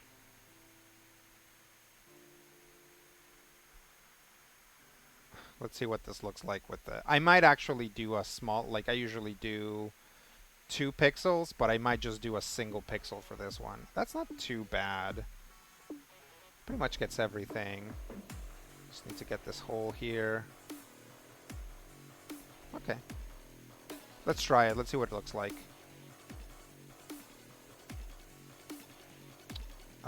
Invert. We will grow it by 1 instead of 2. Bucket. New layer. Fill. Ah! I left another hole. Okay, one more time. Bloop. Bloop. Bloop. Bloop. There we go. Okay. Now select invert, grow by 1, new layer, white bucket. Okay.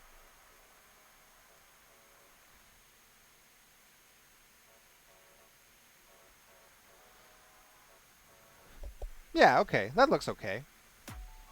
You can tell what's happening.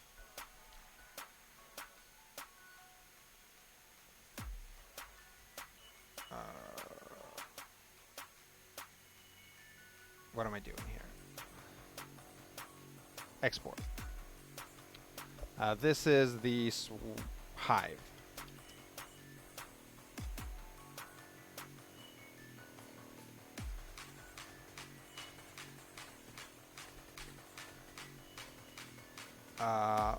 Sinjadilla says, but 40k commander decks. Yeah, I unilaterally hate all that stuff. I don't care if it's like I like Doctor Who. I like Doctor Who just fine, but I don't want to play Doctor Who in Magic. You know, I don't want to play Warhammer in Magic. I don't want to play Lord of the Rings in Magic. I don't want to play The Walking Dead or Transformers or whatever in Magic. Yeah, I'm just not that interested in it. Skippy's been stun locked by ads. Oh no. Skippy says, I miss the vibe Commander used to have around me. CEDH tends to corrupt a lot of play groups I used to interact with. Even started hitting some of the MTG talking heads on Twitter. Yeah. I don't know. That's another one is like, I don't like Commander. So, like, again, right? You're like, well, Rodrigo, you're super hooked on Magic the Gathering. How do you get out of it? And I'm like, well, first off, I don't like Commander. So that almost feels like Magic is pushing me out given how much Commander has grown, right? And then the other thing is like, yeah, MTG and Wizards and stuff constantly doing stuff that I find either like at best annoying and at worst like actually objectionable. So it's like it's actually not that hard to not be into Magic. Which again, you know, it's like I'm a what do you call it? I'm a variety streamer, right? So I can play Magic the Gathering on my stream and it doesn't matter. And if Magic the Gathering makes me mad, then I can stop playing it and it doesn't matter. But you know, like there are people who streaming Magic the Gathering is their thing. And like I think I've told this story before. Like when I was first starting into streaming, I was looking for other streamers. And there was this guy that I started to enjoy his content.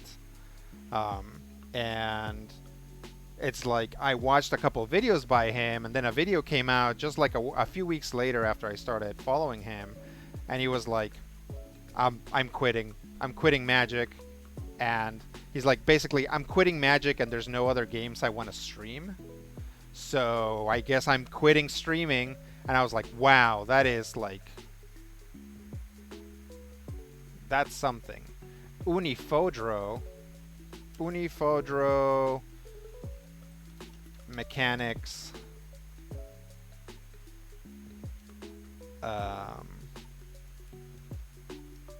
Super Nanite Deluxe.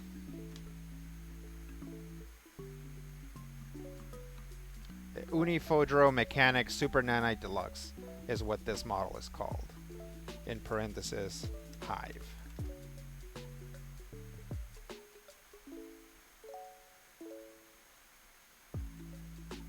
Let's look at the token. Did I grab the wrong one? I grabbed the wrong one. Dang it. Well, that's okay.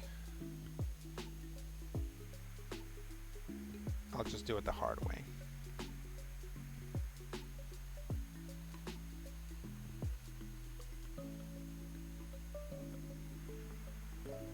Blah.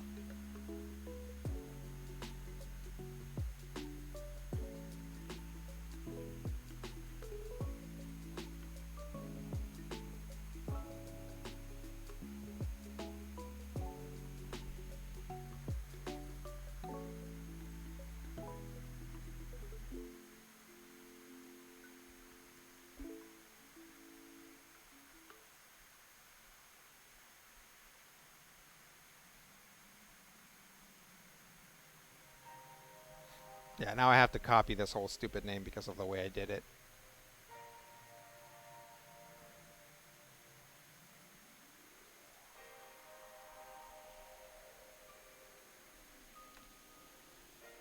Let's see. Hard to keep that kind of thing casual, yeah. A friend and I downloaded Arena last night. I feel like I've been seduced by the darkness once again. See, that's how I got back into Arena. Is that I had friends who were like, let's play Magic the Gathering during the pandemic. And I was like, okay, so I downloaded Arena and blah, blah, blah. And I like pretty much almost never ended up playing with them because our schedules were not conducive to it. And so I got hooked. Like they just stopped playing. And I got hooked on Magic again, right? So there for a while I was playing a lot. And but now I've stopped. Primarily because, again, I kind of don't have anybody I know to play with, and playing with randos, like, literally gives me, like, anxiety attacks. So yeah, so I just kind of stopped playing. It's the same reason why I'm not playing Guilty Gear anymore. I love Guilty Gear, Guilty Gear Strive, but I'm not playing it anymore because I don't have anybody to play with, and if I play against randos, I get, like, really worked up.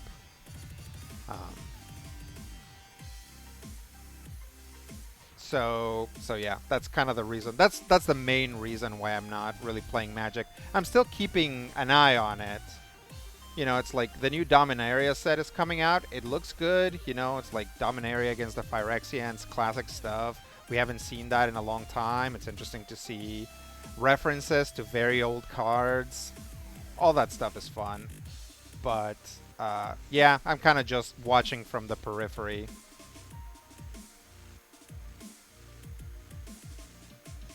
This is a long name, but I'm going to keep it like that.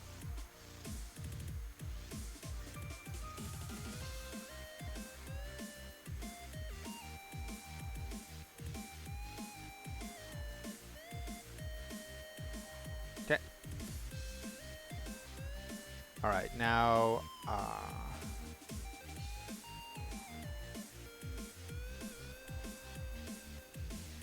let's see, what are people saying? Rodimus says, oh, I don't know if you talked about this earlier, but what do you think about Spelljammers? Spelljammer is fun. It's an interesting setting. It's an old setting, and I haven't read it in a long time, so I'm like, there might be some questionable stuff in it, but I don't know. I haven't checked out the new one. But Spelljammer in general, the idea of like get on a ship, travel to different dimensions, that's super fun. 1D&D, my opinion of 1D&D is this is an edition change. Like, they can pretend like it's not, but or this is like a half edition change, right? Like they did 3.5 with 3rd edition, like they did Essentials with 4th edition. 1D&D is 5th edition's Essentials or 3.5. Horsepower Mine says, I do, however, want to play the Void Saga in Magic. That's the only brand tie-in I would accept. Yep, that's fair. Um, that was supposed to say none, not 9. Commander is the most casual thing I know. None of us take it seriously, and it requires no meta chasing. Well, that's good. Honestly, I just started selling cards. It's hard to want to play MTG if you have to buy all the cards again. If you want a way to stop yourself from playing Magic, selling off all your cards is one way to do it. Except if you ever relapse, you're in for a huge purchase. Horsepower Man says, the Roll20 auto-generated names are so good. I love that they're so different than the generic fantasy names. Yeah, they're pretty good. I'm actually a fan of them. I'm glad that yeah, it's not just like Gerard Lestrong or whatever.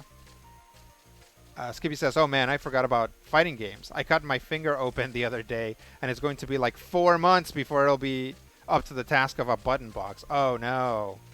Yeah, I guess if it was your left hand and you were using a stick, you could actually still do it. But yeah, if you can't press buttons, that's that's not good for a fighting, for a hitbox or a fighting stick. Horseman Man says, my friend and I love the Phyrexian storylines. We both started playing together back in Scars, so we're having fun just geeking out about the fact that Ajani got completed. Yeah, Ajani got completed. I don't know if you guys watch Pro ZD, but he has this thing when like the last Kingdom Hearts game was coming out, where this guy runs into the room and he goes, Aqua got Norded! And, you know, the other guy also played by him is like, what? He's like, Aqua got Norded! It's like, that's us. That's like people who know Magic with people who don't know Magic. Like running and be like, Johnny got completed! Right? So, yeah, it's fun. So, Phyrexians used to have this thing where if Planeswalkers got completed or got turned into Phyrexians, they would lose their spark, right? Phyrexians were scary because they're extremely scary, and because they were looking for technology that would allow them to travel across planes, because their technology was sort of incompatible with a Planeswalker spark. So they've dialed that back now. You know, it's like, oh, it's a retcon. It's not a retcon. They could have been like, okay, well, Jin Gitaxis, who is like the smartest Phyrexian ever, figured out a way to complete a Planeswalker without damaging their spark, right? Sure. My worry is that there's another thing about Phyrexians that is important, and is that becoming a Phyrexian is a one-way trip, right? You can't un-Phyrexianize someone, I think. It's like, you can do something like Karn, like expelling the Phyrexian oil from his body because he's already a robot. You know, it's like, and he wasn't like turned into a Phyrexian.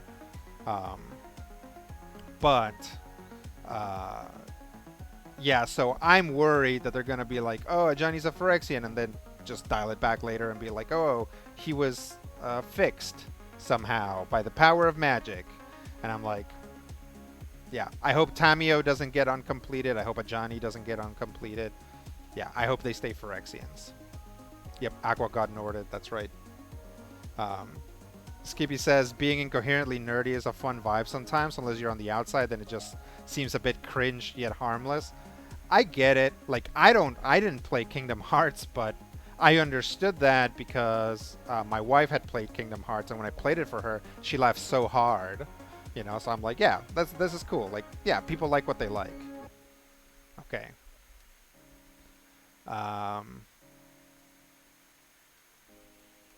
Unifodro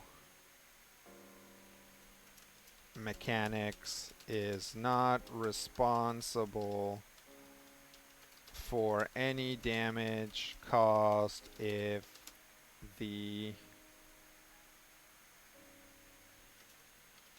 Super Nanite Deluxe proprietary microbots are consumed by children or livestock. Uniform Mechanics is not responsible for any damage caused if the Super Nanite Deluxe proprietary microbots are consumed by children or livestock.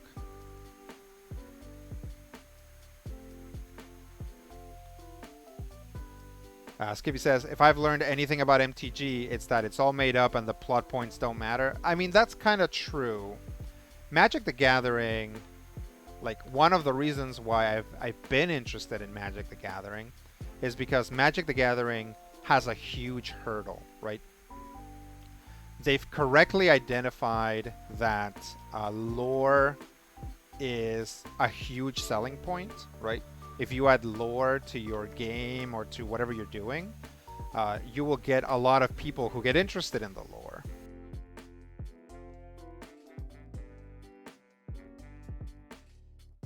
But, and I've said this before, trading cards are absolutely repellent, or are like an absolutely will fight you in every possible way if you're trying to tell a story through them, because they're randomized. People pull a random pack of cards, and you can only have one image, maybe two, and a little bit of text, a little bit of flavor text. And so a lot of the time, people just don't get the story, right? It's like, or the story doesn't come across. Somebody told me that part of the thing with New Capenna is that, like, all the angels had been killed and ground into like powder, but now there's some angels are back, and I'm like, I don't remember seeing any of that. I just had a cursory glance at the set, but it's like I don't remember, like, that doesn't look like it's actually something that happened based on the cards, you know. So it's very difficult. They work very hard, make very frequent mistakes with it. You know, they had stuff on the website. They try to launch novels, but the novels aren't always overseen by Magic's like story team. So the novels will like do something weird, and then everybody will be like, "Why is this weird thing happening?" And Magic will have to be like, sorry, we'll dial back how it's like weirdly homophobic in this passage or whatever." Or just how it doesn't make sense with the rest of Magic's nonsense. So it's tough, and I'm always interested in how they go about doing that and how they go about conveying the story, right? So yeah, it used to be that part of the way that they did it was having multiple blocks set in the same plane that are like chronologically one after the other. So they used to have like or three sets.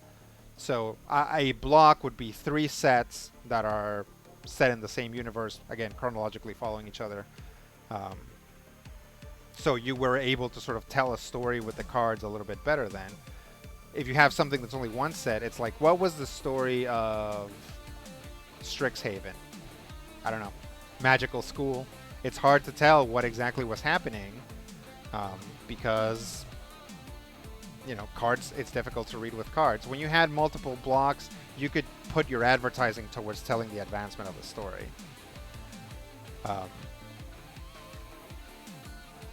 I used to really nerd out on the lore, and then they decided the lore pre-2010 was good and haven't cared about anything since.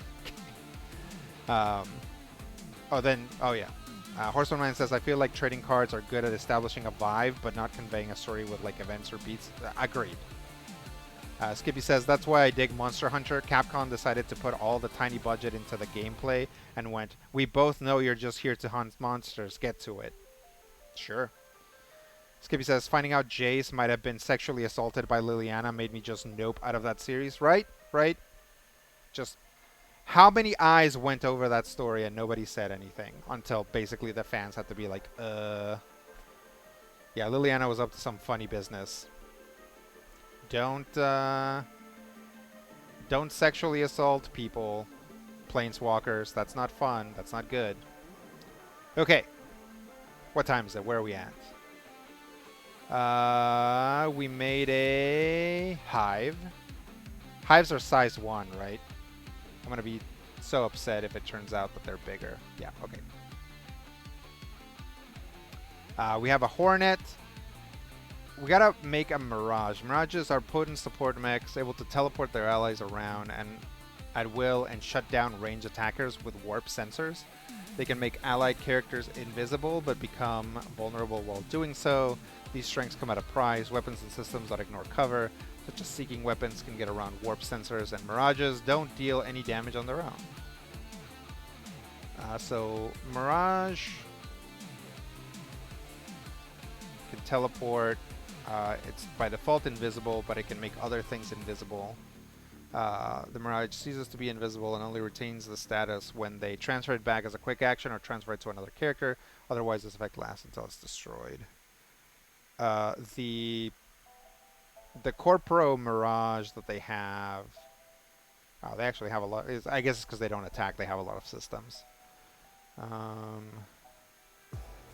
They may teleport up to 2 allied characters within sensors, moving them 5 spaces in any direction, revealing their true locations. This movement ignores engagement and doesn't provoke reactions. Yeah, so like the Mirage like makes things invisible and like makes illusions, right? The Mirage may teleport 1 allied character within sensors 5 spaces in any direction.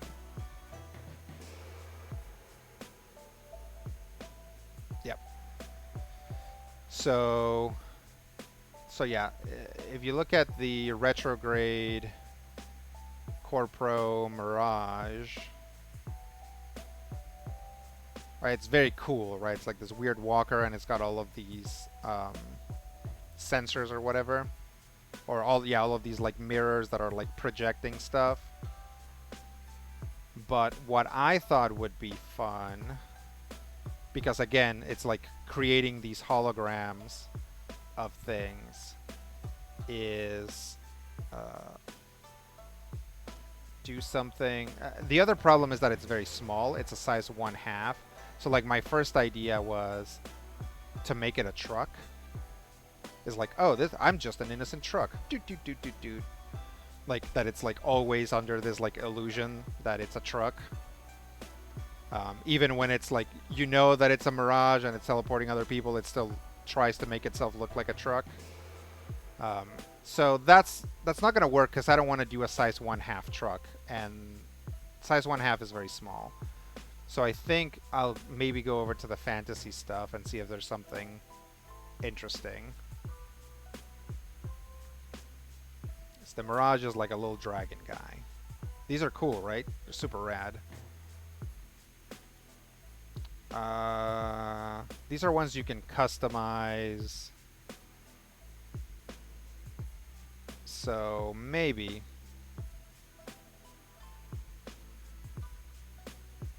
humans. Is there like a human that doesn't look like it wants to fight? No, all of these humans look like they want to fight. Which makes sense because they're all supposed to be adventurers. Knights. Orcs. Maybe this one. Does this look like a mirage?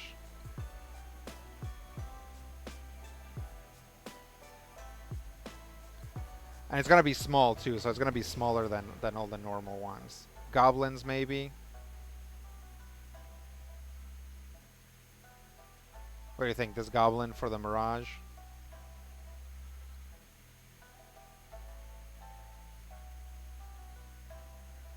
Let me see if they have like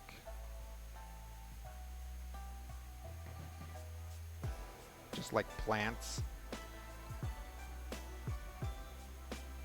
Yep, I'll do this. It's like there's a skeleton tied up in there, but the players might not be able to see it all that well. So yeah, let's try this. Where is it? Here we go. Print it.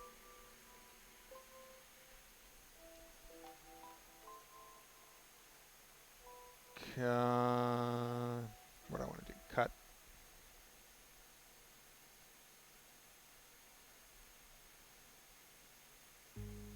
Base tokens. Paste. Open in. GIMP.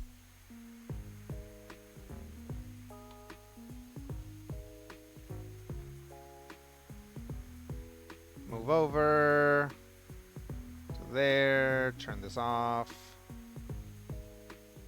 Oh, this might end up with a lot of holes.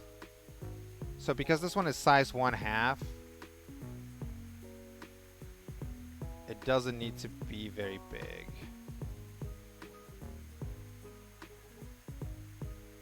Like it shouldn't even reach the edges of the frame. So that's probably good there. Let's Enhance. Sharpen. 2. Okay, so see, this is a problem. Like, it has this like invisible box. So when I flip it, it's going to create this like huge box around it. But that's okay. Now that I've noticed it, it'll be easier to deal with. Let's see. Maybe that. Maybe that. Oh, definitely this. This. That. That. That's... Oh. And that. There we go. We'll try that. Select. Invert. Select. Grow. To 2 pixels. New thing. Paint bucket. It's okay. We'll just come over here. Let's see what it looks like.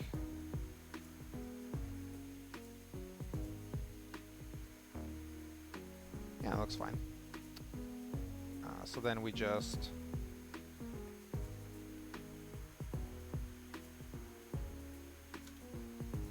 delete this extraneous stuff.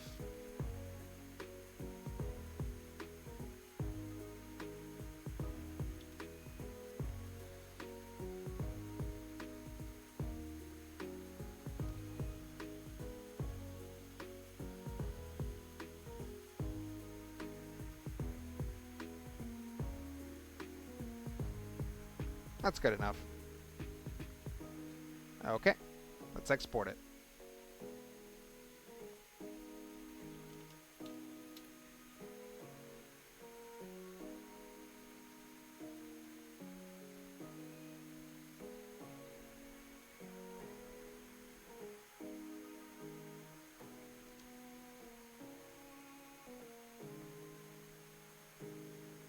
Make a new one, add character.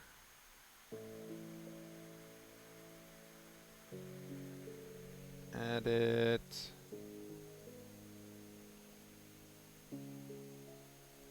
Finish tokens, mirage.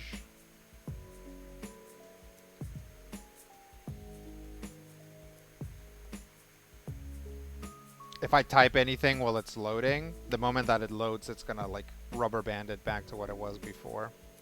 So that's annoying. A perfectly normal plant.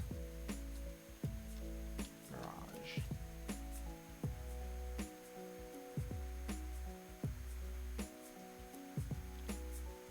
I'm okay with the mirage having a longer name, so I might actually leave it as a perfectly normal plant, because I don't plan on using multiple mirages, but I don't know, maybe I might, and but I can shorten the name then. Turn on all the permissions, CCC. I'm not planning on using these status bars, but maybe I will, so it's better if I just turn everything on now. Otherwise, it's gonna be a thing.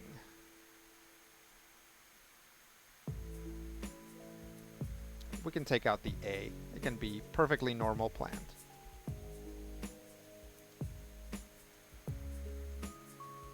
There we go. That is a very long name. I might end up pruning it. Ha! Get it? Pruning the plant. Let's see. Save.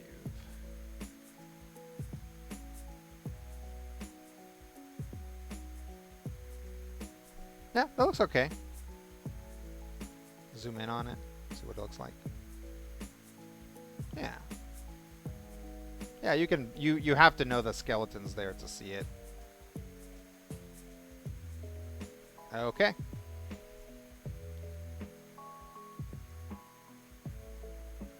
Cool. That one's all set. What else?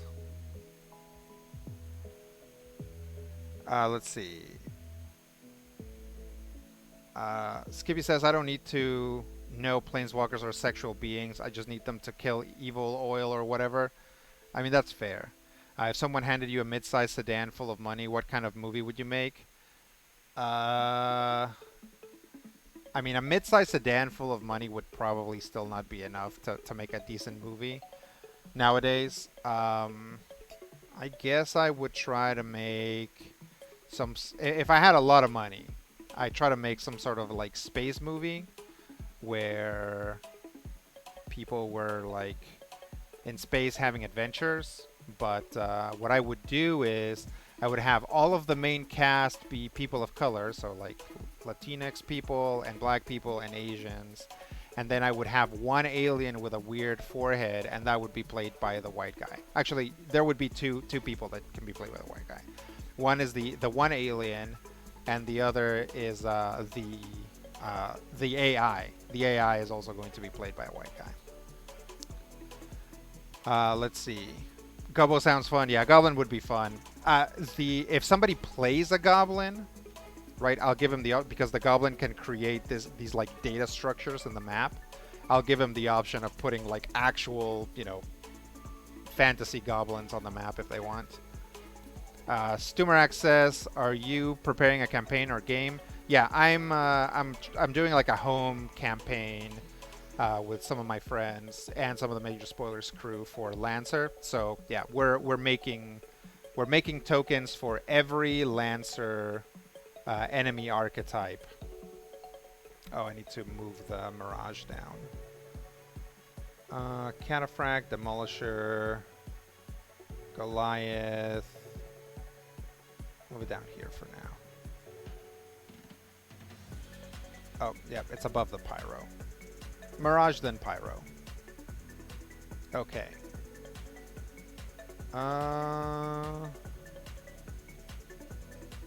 Skippy says, so I just learned Sugar Sugar is a fake song that was later legitimized and divorced from its original context as a cardboard record on the back of a Super Sugar Crisp cereal advertising Archie comics in the 1960s. I didn't know that was the origin of Sugar Sugar, but it makes sense.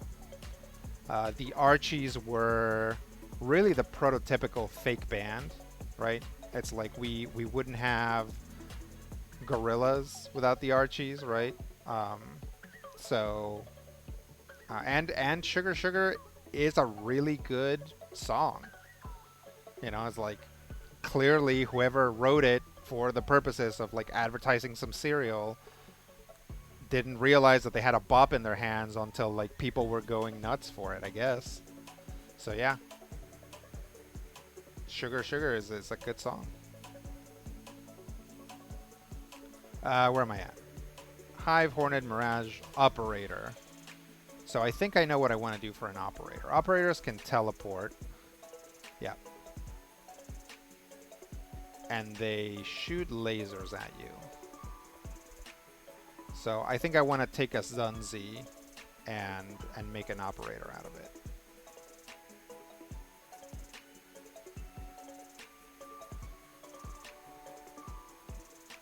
Rich grade.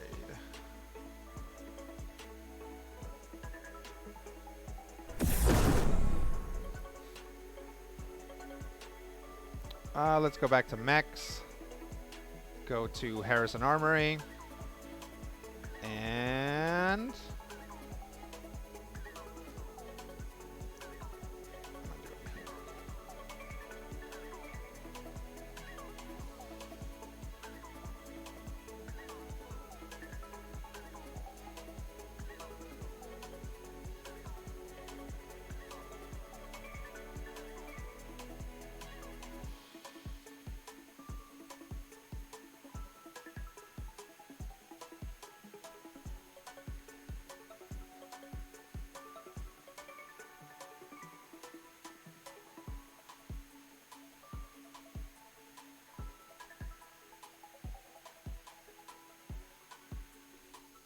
Okay, sorry about that. So I think a Zunzi is going to be great.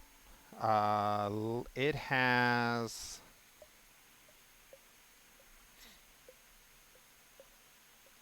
door portal. Yeah, so you can create these. The Zunzi comes with these portals that look really rad. Um, so it's like the weapon is fine. There's no reason to change that. I'm gonna change its head because I actually really like this 8-ball look.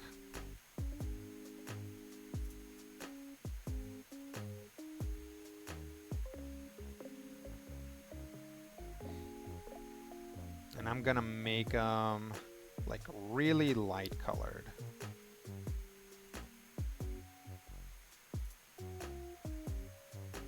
Yeah.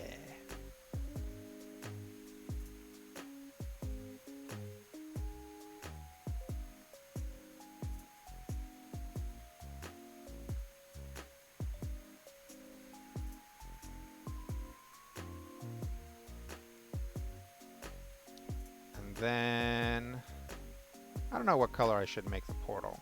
This is probably gonna mess up the portal and I'll have to like restart it, but still. Oops, that's the wrong glow. That looks good though. That's not too bad. That looks okay. Let's see. Skippy says it's just a piece of vinyl glued to a cardboard that works on an actual record player. I do feel like technology was way wackier pre-plastic. Yeah.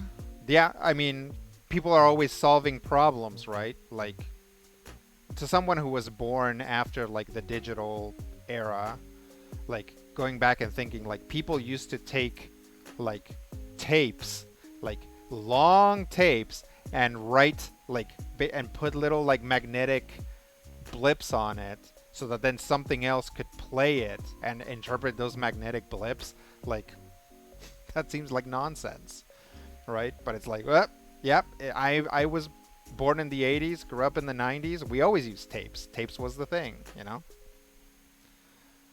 Stumarak says, I have vague memories of records on cereal boxes. Cereal boxes used to be great. Are they still? No, they are not. And Skippy concurs.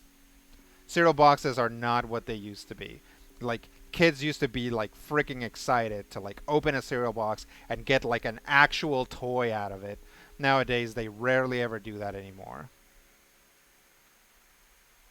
Let me try a different color for the body, just to say that we did. Body. Yeah, I actually like the very pale, bluish, greenish. Yeah, we'll do that. Let me see if I can change. Nope. Nope. Nope. Okay, palm it is.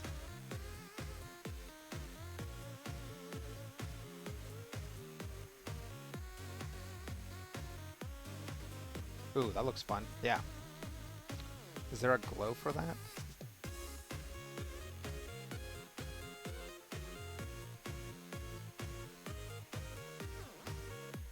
Warp rifle plus Nexus. Okay, alright.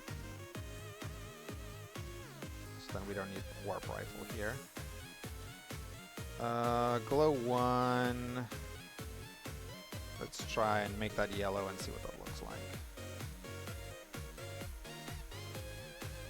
Again, you'll note that like a lot of these are very light colored, and that's because the backgrounds that I'm planning to use are dark. So that's why they're all light colored and they all have that white, and I'm putting that white outline around all of them because I want them to be able to pop against that background. So we could do some dark, like that Berserker, right? Half of it was very dark, but again, that's what that line helps us with. Yeah. This is good. Let me see. Let's do a different color for this. Let's see if we can get like a warmer.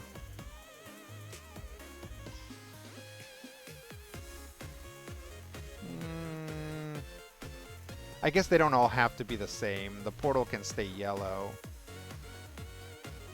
And this stuff can have an orange glow. But if we're gonna be different, then they should be very different. So let me see, like Night Ghost blue.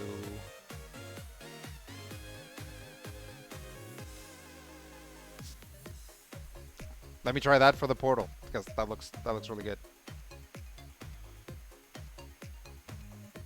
That looks good. I don't know. What do you guys think? Yellow or purple? Or this like bluish purpley color? Skippy says, technology has gone downhill since you lost the ability to hack collect calls with a whistle from sending in Captain Crunch box tops. I'm gonna make a thing, you know, like a redeemable thing, which is like read this message like you're an old crank. It's like, technology has gone downhill since you lost the ability to hack collect calls with a whistle from sending in Captain Crunch box tops. That's what we sound like now, Skippy. We're too old. I guess. I don't know. Sumac says, well, I don't know. Wi-Fi is pretty crazy. I'll take it. Totally. I get that. Skippy will go purple. Horsepoint Mine says go with the purple. All right, we're going purple, boyos. Here we go. Print it.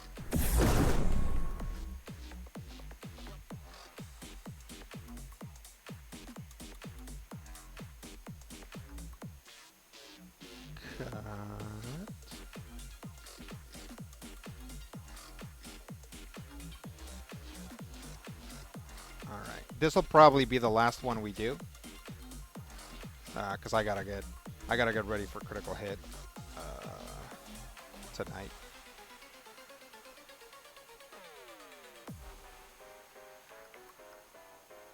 And I'm pretty sure this guy's size 1.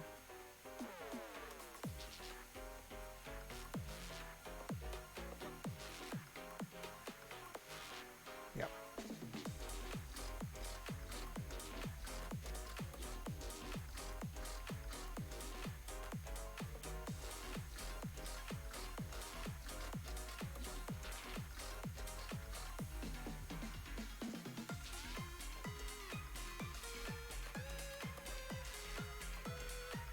Okay.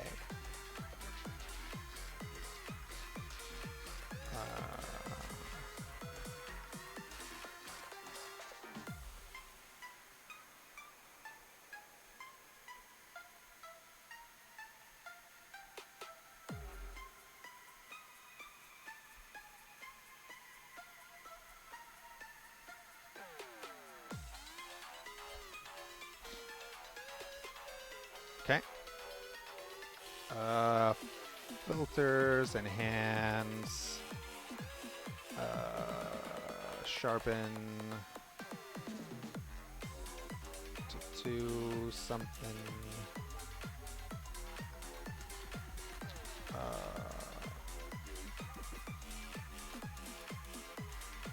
Select. Any holes? Wow, no holes. This will like kind of. Oh, that's real good. Select, invert. Select, grow by 2.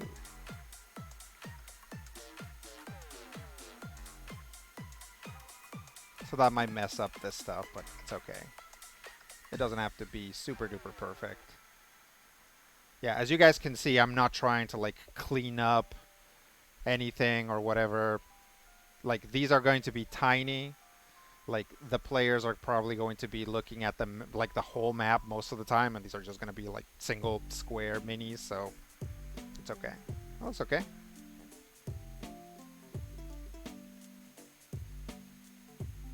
Let me look at it without the jittery stuff.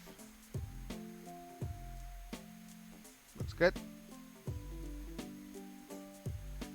This is an operator.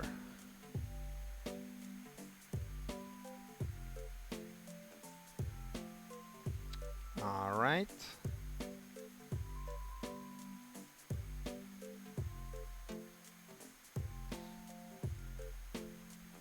Add character.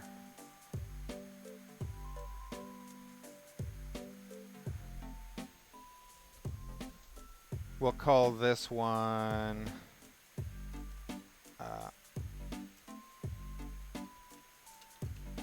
X frame.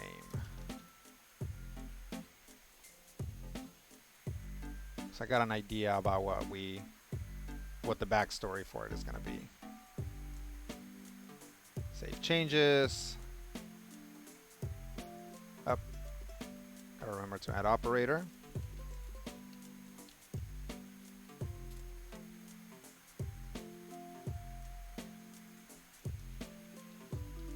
Capitalized. Doop. Oh. I'm doing things out of order. What? Did I do that again? God dang it. I need to delete this. Yes. I should delete that too, but I already used it, so forget it.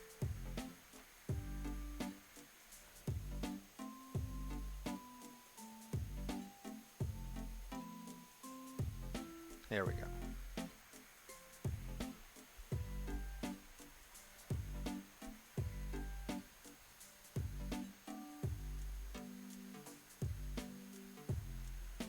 And it's like, you can play without making this, you know, without doing the whole hexagon thing, but I like doing it. It makes things a little bit clearer, especially once you get into size 2 and 3 mechs. It's like, what spaces is that mech occupying? And because you have that, it allows you to go a little farther, right? It allows you to sort of exceed the hexagon and make the mechs look a little bit bigger and more dynamic.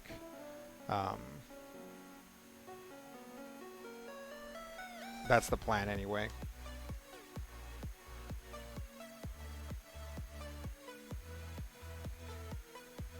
All right. Nameplate, C.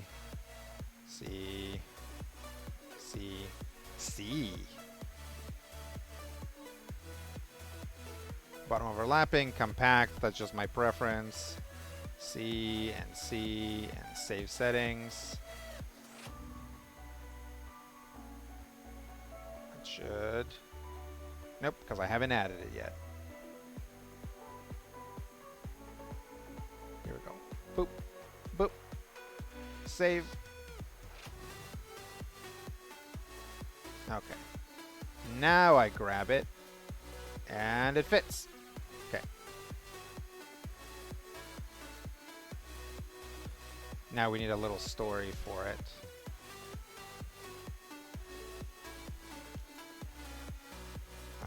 Technical specs for the X frame just showed up in advances print files out of the blue one day. Some faculty suspects Horus involvement, especially given its capabilities.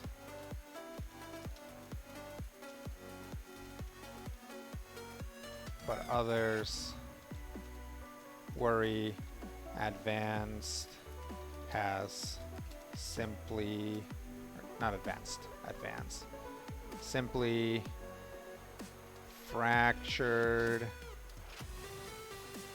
themselves so much that they don't remember creating the file. Technical specs for the X frame showed up in advance as print files out of the blue one day. Some faculty suspects Horus involvement, especially given its capabilities, but others worry Advance has simply fractured themselves so much that they don't remember creating the file. Yeah, that's pretty good. Poor Advance. He worked so hard. This guy reminds me of a skeleton astronaut from the original Scooby-Doo opening. Yeah, sure. Horsepoint Mine says, I'm going to bounce, going to go eat takeout in a park and read comic books. That sounds good. All right. Yeah, I'm about done here for the day as well. I would like to thank you guys for Goliath. After Mirage, but before Rainmaker. Yeah, I'd like to thank you guys for hanging out, for helping me create these miniatures, for distracting me from creating the miniatures. It's all good times. We're gonna try and get together next week. I don't know what we're gonna do. We might do more stuff like this. I think it's fun to do Lancer stuff, and it kind of gets our conversations in different directions a little bit. So yeah, let me see. Where's my closing slate? Here we go. So yeah, I'm trying to think. Yeah, watch Critical Hit or listen to Critical Hit. Listen to the Major Spoilers podcast. Go to the Major Spoilers Discord if you want to get in contact with me at a Discord. You can find me on Twitter at FearsomeCritter. You can find clips from this channel in YouTube at Lopez Family Variety Channel. I know it's very long, but if you go in, you subscribe, you ring the bell, you only have to do it once. You only have to type it out once. And then lastly, if you're watching this there, then and you want to watch a live stream, go to twitch.tv/lpikachon. And I have a schedule there of when the streams are. So yeah, thanks guys so much. And we will catch you guys soon.